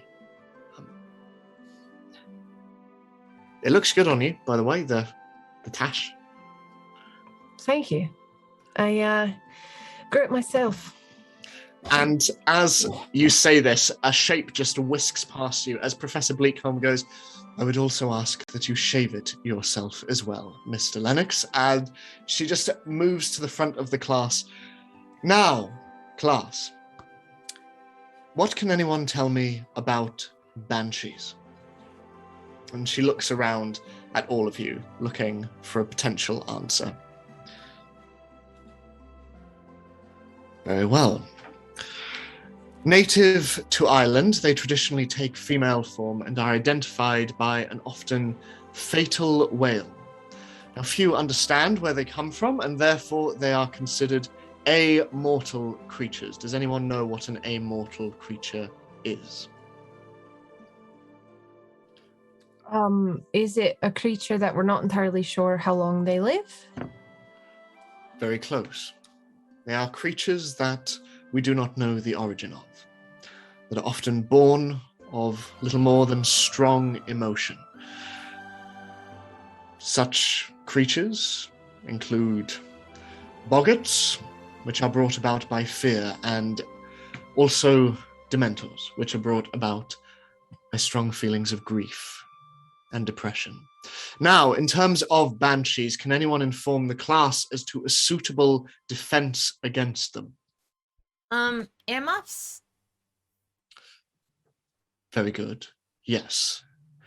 Being able to defend yourself against their cries is a practical solution, if not a permanent one. The most common and agreed upon fortification against their scream is the use of a common laughing potion, which Professor Young will instruct you during your 6th year. Now, if you will all turn to page 364, and the lesson continues on, and can everyone roll a mind check for me, please, to see how they perform in their first class of the year. Also, if this happens to be your favorite class, don't forget you get 1 forward. That's what I was gonna ask. Okay. I also took +1 to your class's school rules. Oh, it's end of session, so I'll remember So that. we roll for mine? Mm-hmm. I got a 9. I got an 8. 11. I got a 9. So many Okay. 9s. What? So everyone, 9. everyone gets 5 house points except for Ezra, who gets 10. Let's As- go. Oh. You blitz through this initial class as Professor Bleakholm takes you through the various suspected origins of banshees and the. I think we've dealt with the dark arts or something. Yeah, but eventually, as the class comes to an end and everyone stands to leave, Professor Bleakholm just looks up. Mix Campbell, might I have a word? Yeah. Lovely. Mix Lennox, you may also stay if you would like. You got it.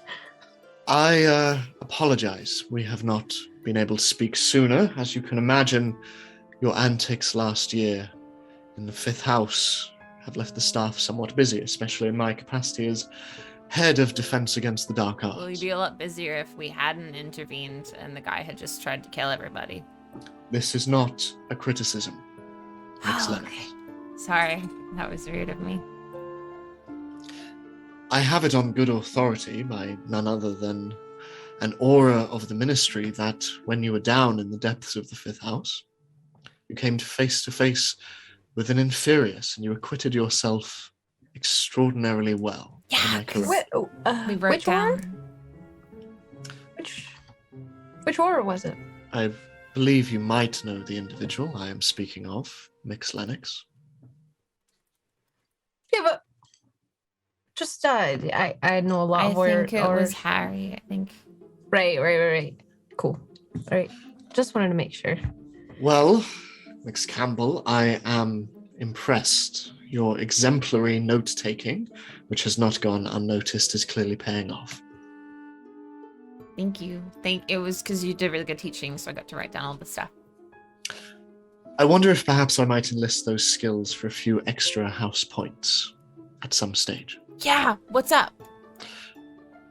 What is up is that my library of textbooks and other volumes could do with some sorting, and I could use some assistance. Perhaps you might be interested. Yes, I love doing organization things. I mean, Magnus, do you want to do organization stuff too? Because I like doing it. I don't know if you want to do it. Like books on the dark arts and like defensive things against like the dark spells, maybe? That will certainly be amongst them, but I've just had a read recent... the titles. You just like put them in. Right. Yes, well, if you come on Wednesday, meet me after dinner and we will make a start. May well be a weekly thing for the foreseeable future, if that is amenable. Very well.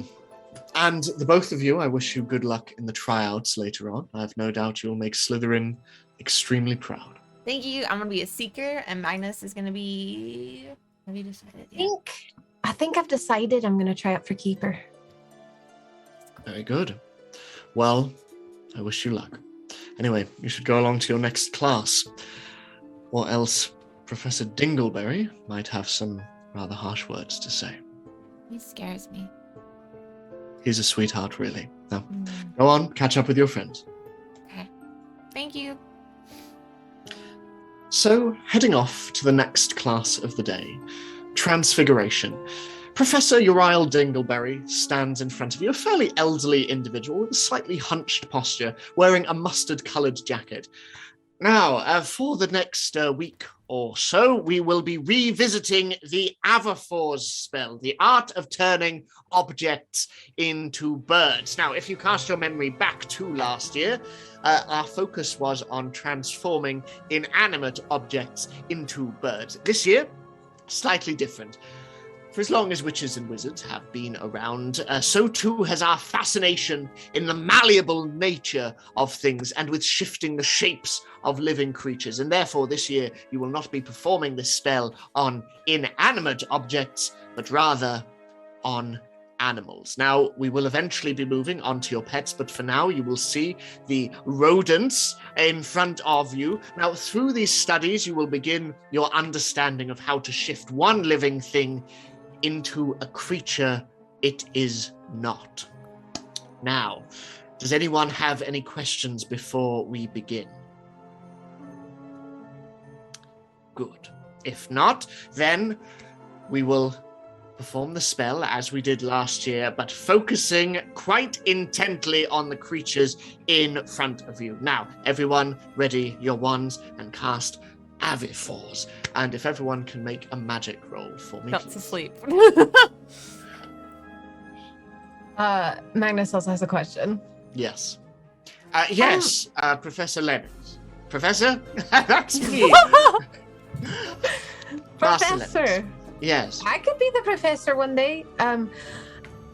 Is it possible to cast these types of spells like Avifort on yourself? I would assume not, right? You mean human to animal transfiguration? Yes.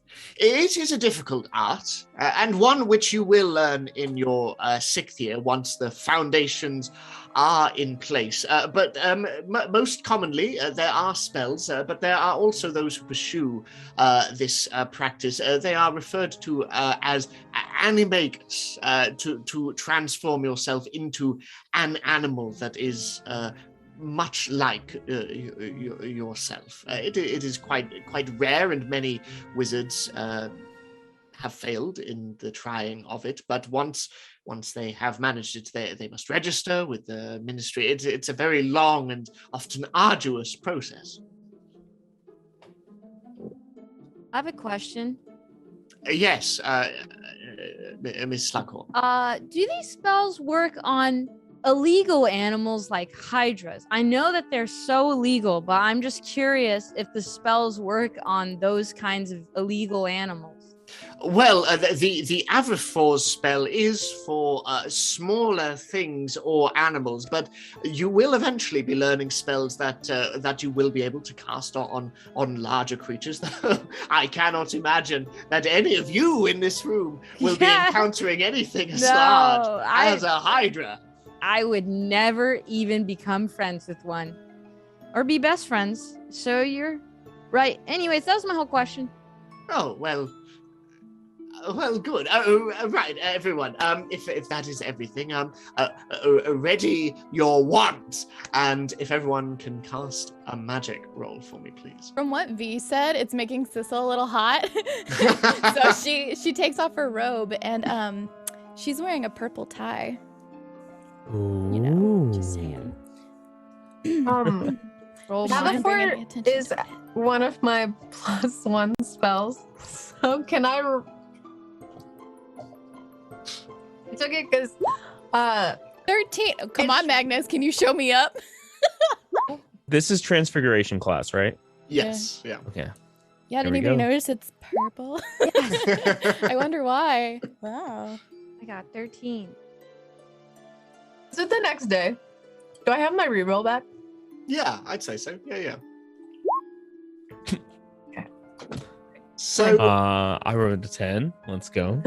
as Dot nods off in the background, all of you are successful in the casting of the spell. We're doing It must be said that Magnus, your bird looks a tiny bit more rat-like than the others do. With as it opens its mouth to chirp, you do see that underneath its beak there are just 2 rather protruding teeth as it just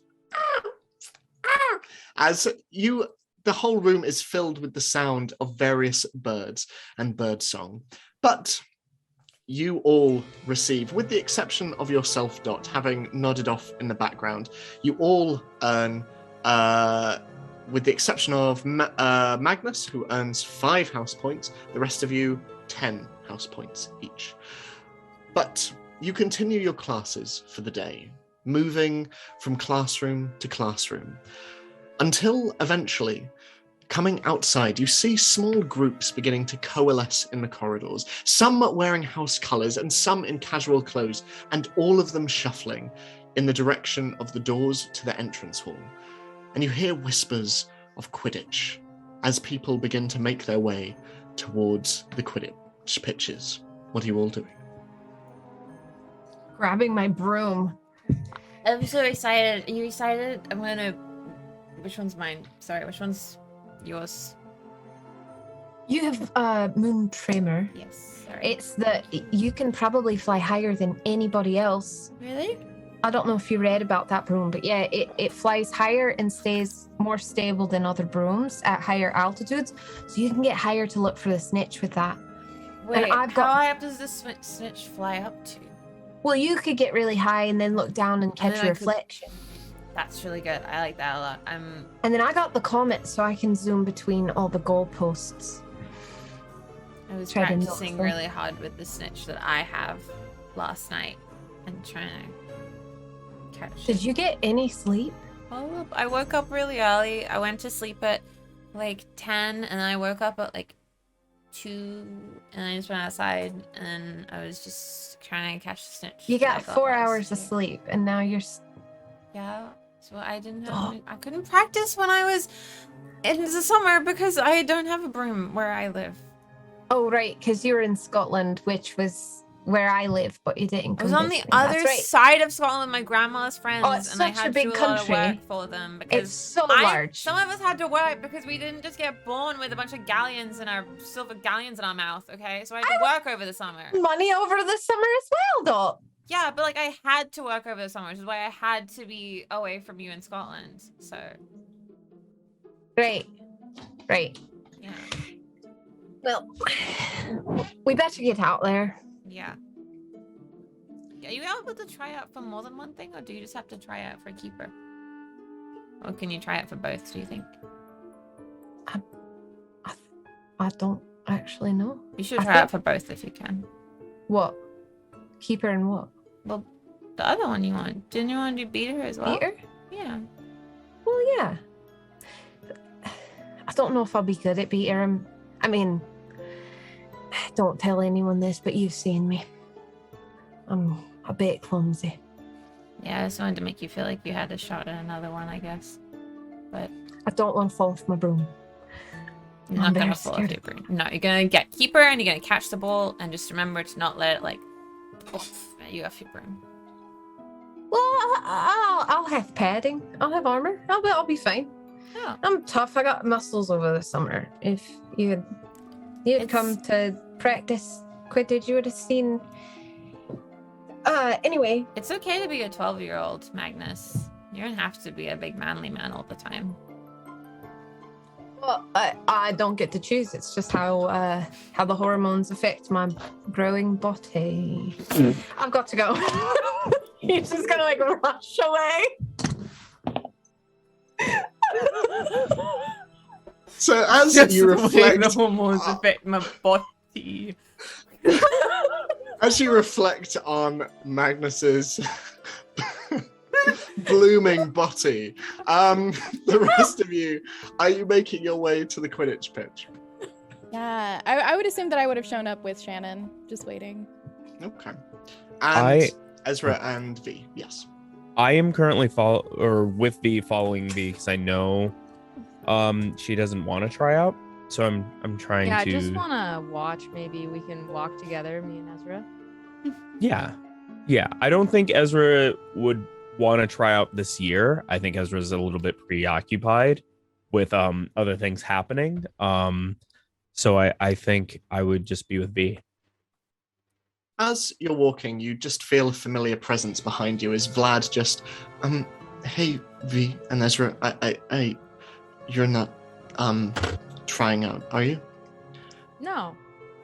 No. No. We're gonna watch our friends though, and they're gonna do really good because Yeah, are you gonna they're good try at out? these.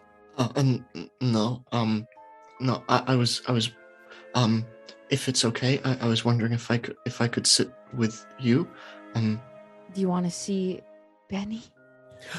We can not later, please, V. Not here.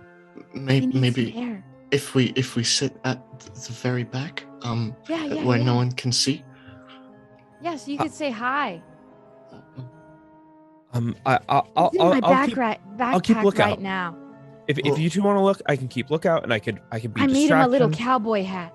Oh, okay. And you make your way up, and as you do so, your friends are slowly making their way onto the pitch. And as you approach, all of you, the Quidditch pitch looming ahead, you see students sporadically clumped around the seating banks as players soar across the sky above you, bedecked in their house colours as bludgers rush through the air, and the Quidditch ghost of Edgar Clogs flies about, his ethereal moustache wobbling in the breeze.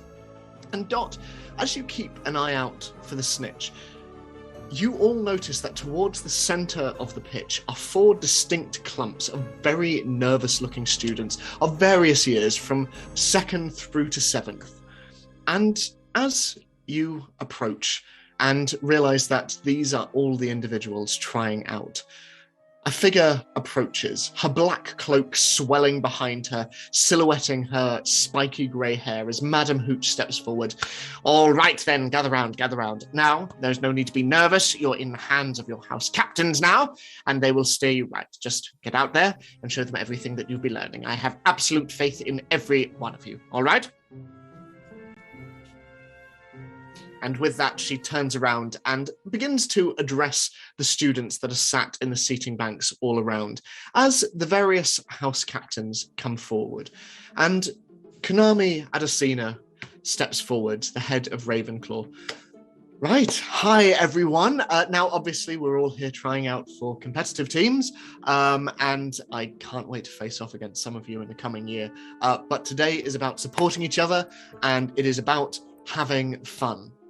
And as she says this, tying her thick black hair back in a tight braid, you see Sarah Kurtzman push herself forward on her wheelchair. So everyone, we're going to be trying out all of your skills together. So just follow our lead. And then once we've got a sense of your flying ability, we'll start testing you on your preferred positions. Keeper, chasers, then beaters, and finally seekers. So are you all ready? Lovely.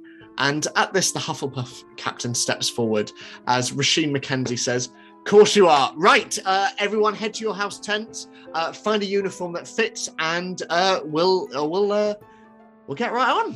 Okay, everyone, head off." And as everyone starts to disperse, Magnus, you feel a nudge next to you as Ian walks up and just hands you something. Here, figured this might be useful to keep that ridiculous mane of yours out of your eyes. And you see that he is currently handing you a hair tie. I guess I do need to see the ball. Thank you. Also, how have you been getting on? I haven't seen too much of you this year. Oh, I'm fine. Please tell me that's a stick-on. What? The moustache, yes. This whole thing. No? Grew this myself? Overnight. I mean, some of us grow hair faster than others, so it happens. I'll see you out on the pitch then. Right, yeah. Also, I'd avoid Brian. He seems to have his knickers in a twist, and he looks like he wants to. He mentioned he wanted to see it on the Quidditch green, and so just avoid him entirely. Don't even look his way if you see him. Go the other way, actually. That'd be great. Make a convince check, Magnus. No. Not convinced. A 4. Just you know what? I think I'll have a lovely catch up with Brian afterwards. That sounds quite nice. He was quite fond of me last year, I seem to remember. Anyway, yeah. Good luck. Good. Yeah, thank you. Not a problem. See you soon. Bye. And he heads off. And as you head off into your respective tents, finding uniforms that fit you, you come out onto the pitch. And Ezra and V, you see your friends for the first time, dressed in their house colours, walking out onto the Quidditch pitch, as there is a round of applause from the various students that are sat around. And can everyone, we'll go in order of what is being tested. So, Magnus, you want to test out for Keeper. can you make a soul roll for me, please? I wonder if we should show chat or if we should hide it from chat. What do we do? Do we show chat or do we hide it from chat? Let's hide it. Okay, I think let's from hide chat. it. Okay. Okay. Uh-oh. So hide your reactions too. Okay. I've never had a reaction in my life. That's all on my hands. There So, it is. as Magnus, you and a number of other individuals float up in front of the three hoops that are at one end. Sarah Kurtzman, dismounting from her wheelchair and strapping herself onto her broom, just flies up and starts directing various individuals to just throw quaffles in the direction of the hoops. And you and the other individuals beat them away as best as you can. And honestly, they come so thick and fast, it is hard to know how you have done as you sink back down to the ground. But over on the other side of the pitch, rather more violent tryouts are happening as thick, heavy balls are flying through the air. Sissel, you are trying out for beta, I believe. Yes? Can you roll a body check for me, please? Yeah, Ed, I had a question first. If if some reason it went bad, could I try out for something else? Sure. I will also say, actually, I should have said this with Magnus. Ezra and Violet, if you would like to try and inspire any of your friends, like Ooh, I cheering, want to do that. you can do that if you would like. Bearing How in do I do mind that? that this can also have a negative effect as well, so... Dot doesn't want anybody to cheer for her. Because Dot's like, I'll do it myself! So, no inspiring of Dot, please. To inspire others, that is a soul roll. So if you would like to try and inspire Sissel, you can, if you would like. Yeah, but if it's bad, don't tell me it. Does the relationship status go into effect here? Yes. It does, yes. Okay, we're doing Oh, okay. But I think only one of you could roll to do it. I would assume. Okay. That's fine. I'm Yeah, you again both hiding roll, my which I have a reaction. plus Better. 2 with Sissel. I've never had a reaction in my life. Okay. So... Okay. Yep.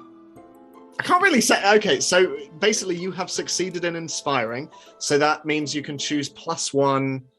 you can choose 2 things. So you can choose +1 to body, mind, or heart. Or, I will say for this, you can put 2 into one of those things, seeing as that... Yeah, you already know.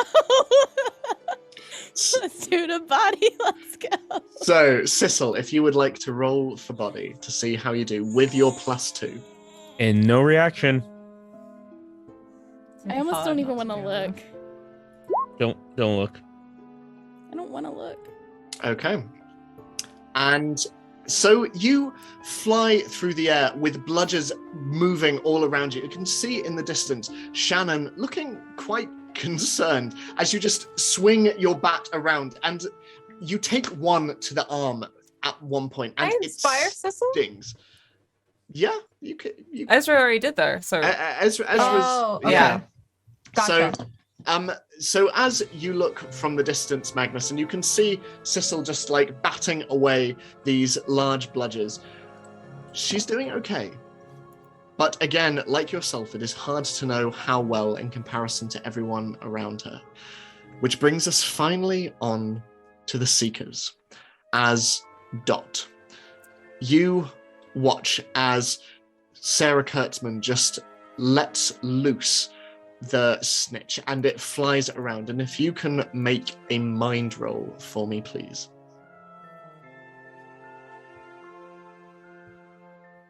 Okay, so flying around, you and the other Seekers trying as best you can to find the snitch. And it manages to remain elusive for most of these tryouts until one of you manages to catch it. And all of you coming down to the ground, you land as the house captains all step forward, and Sarah Kurtzman comes over to all the Slytherins, and Konami goes over to the Ravenclaws, and they all tell you that you will be informed within the next week as to how you have performed and as to whether you will be on the team. And Ezra and V, you watch this from above, watching on and seeing your friends in discussion down below as small smatterings of applause echo throughout the stadium. But Violet, as you stand there, looking down at your friends, you feel a strange chill in the air. As the hairs on the back of your neck stand up ever so slightly, almost as though you were being watched.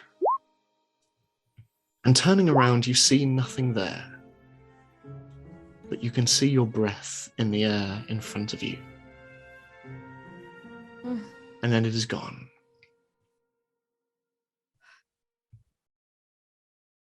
Chilly day, huh? It's not cold. Freezing. Can I have your jacket? Yes, of course. But Can I lay in your hair? yes, of course. Okay. You're cold. Yeah, it's freezing. I Just can see my breath. Vlad, so chilly. Love Vlad, when are that you happens. are you Makes cold? me feel like I'm smoking. I'm not cold. It's quite warm. V, are you getting sick? Or do you have a cough? My mom says I that feel if you fine. get sick, you got to drink orange juice because it'll help. I'll have orange juice anyways, but I'm not sick. No, it's just cold. I don't know what's the big deal. Maybe my blood cells are low. I read about that somewhere. We can take you to Madam Abbott if No, we if have you would like. a legal item in my backpack. I'm not going anywhere. As you say this, a couple of heads just slowly poke their way out, just and Vlad just Look, they're my friends. My favorite head has the cowboy hat, but they always try to steal it off him. You see this little hat that's blue and silver? I made it out of a Ravenclaw tie that I found.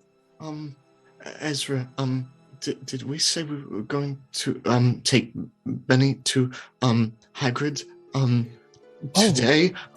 Yes. It might be okay, V. I know it's sudden, but it might be a good time now while everyone's here at the tryout area. We can go see Hagrid. It'll just be us, and then we can chat and Okay, fine. Yeah, I guess I can see Hagrid right now. Yeah, I can see Hagrid right now. Yep. So, as you make your way down the steps, and as the rest of you make your way towards the off the pitch to get back into your regular clothes, the Quidditch tryouts done and waiting for their results. Back in Hogwarts, not everyone has attended. A number of the teachers pack up after their classes. Professor Mina Bleakholm pores over a number of books, piling them off to one side.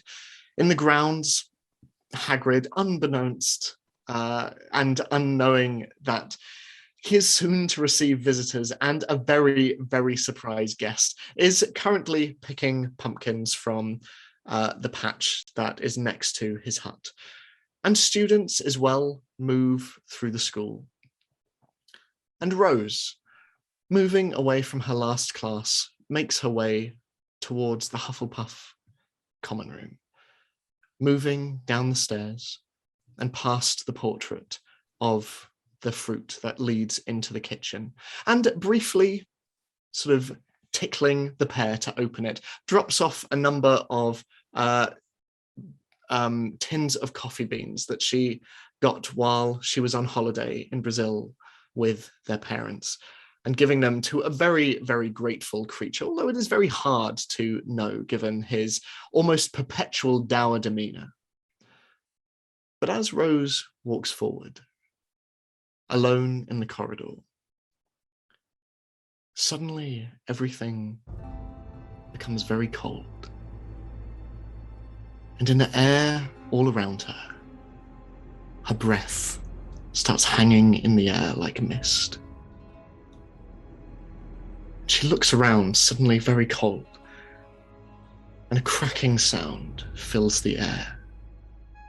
And looking around, they see that on every surface around them, ice is beginning to form in a solid film.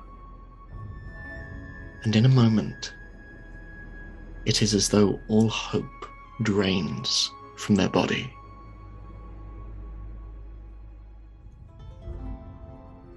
And looking up, they see a shape above them, as a pale, skeletal hand with long, reaching fingers curves round one of the stone arches, and behind it, shadow, as a billowing black cloak topped in a heavy hood starts to descend. And beneath this, hidden in darkness, instead of a mouth, there is a gaping hole. As the creature slowly begins to descend,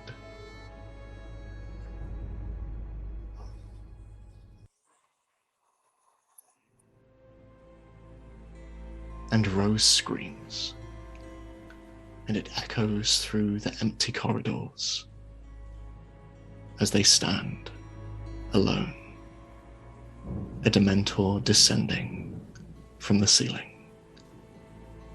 And that is where we are going to end this week's session. What is your problem? Like, sincerely. I'm sorry.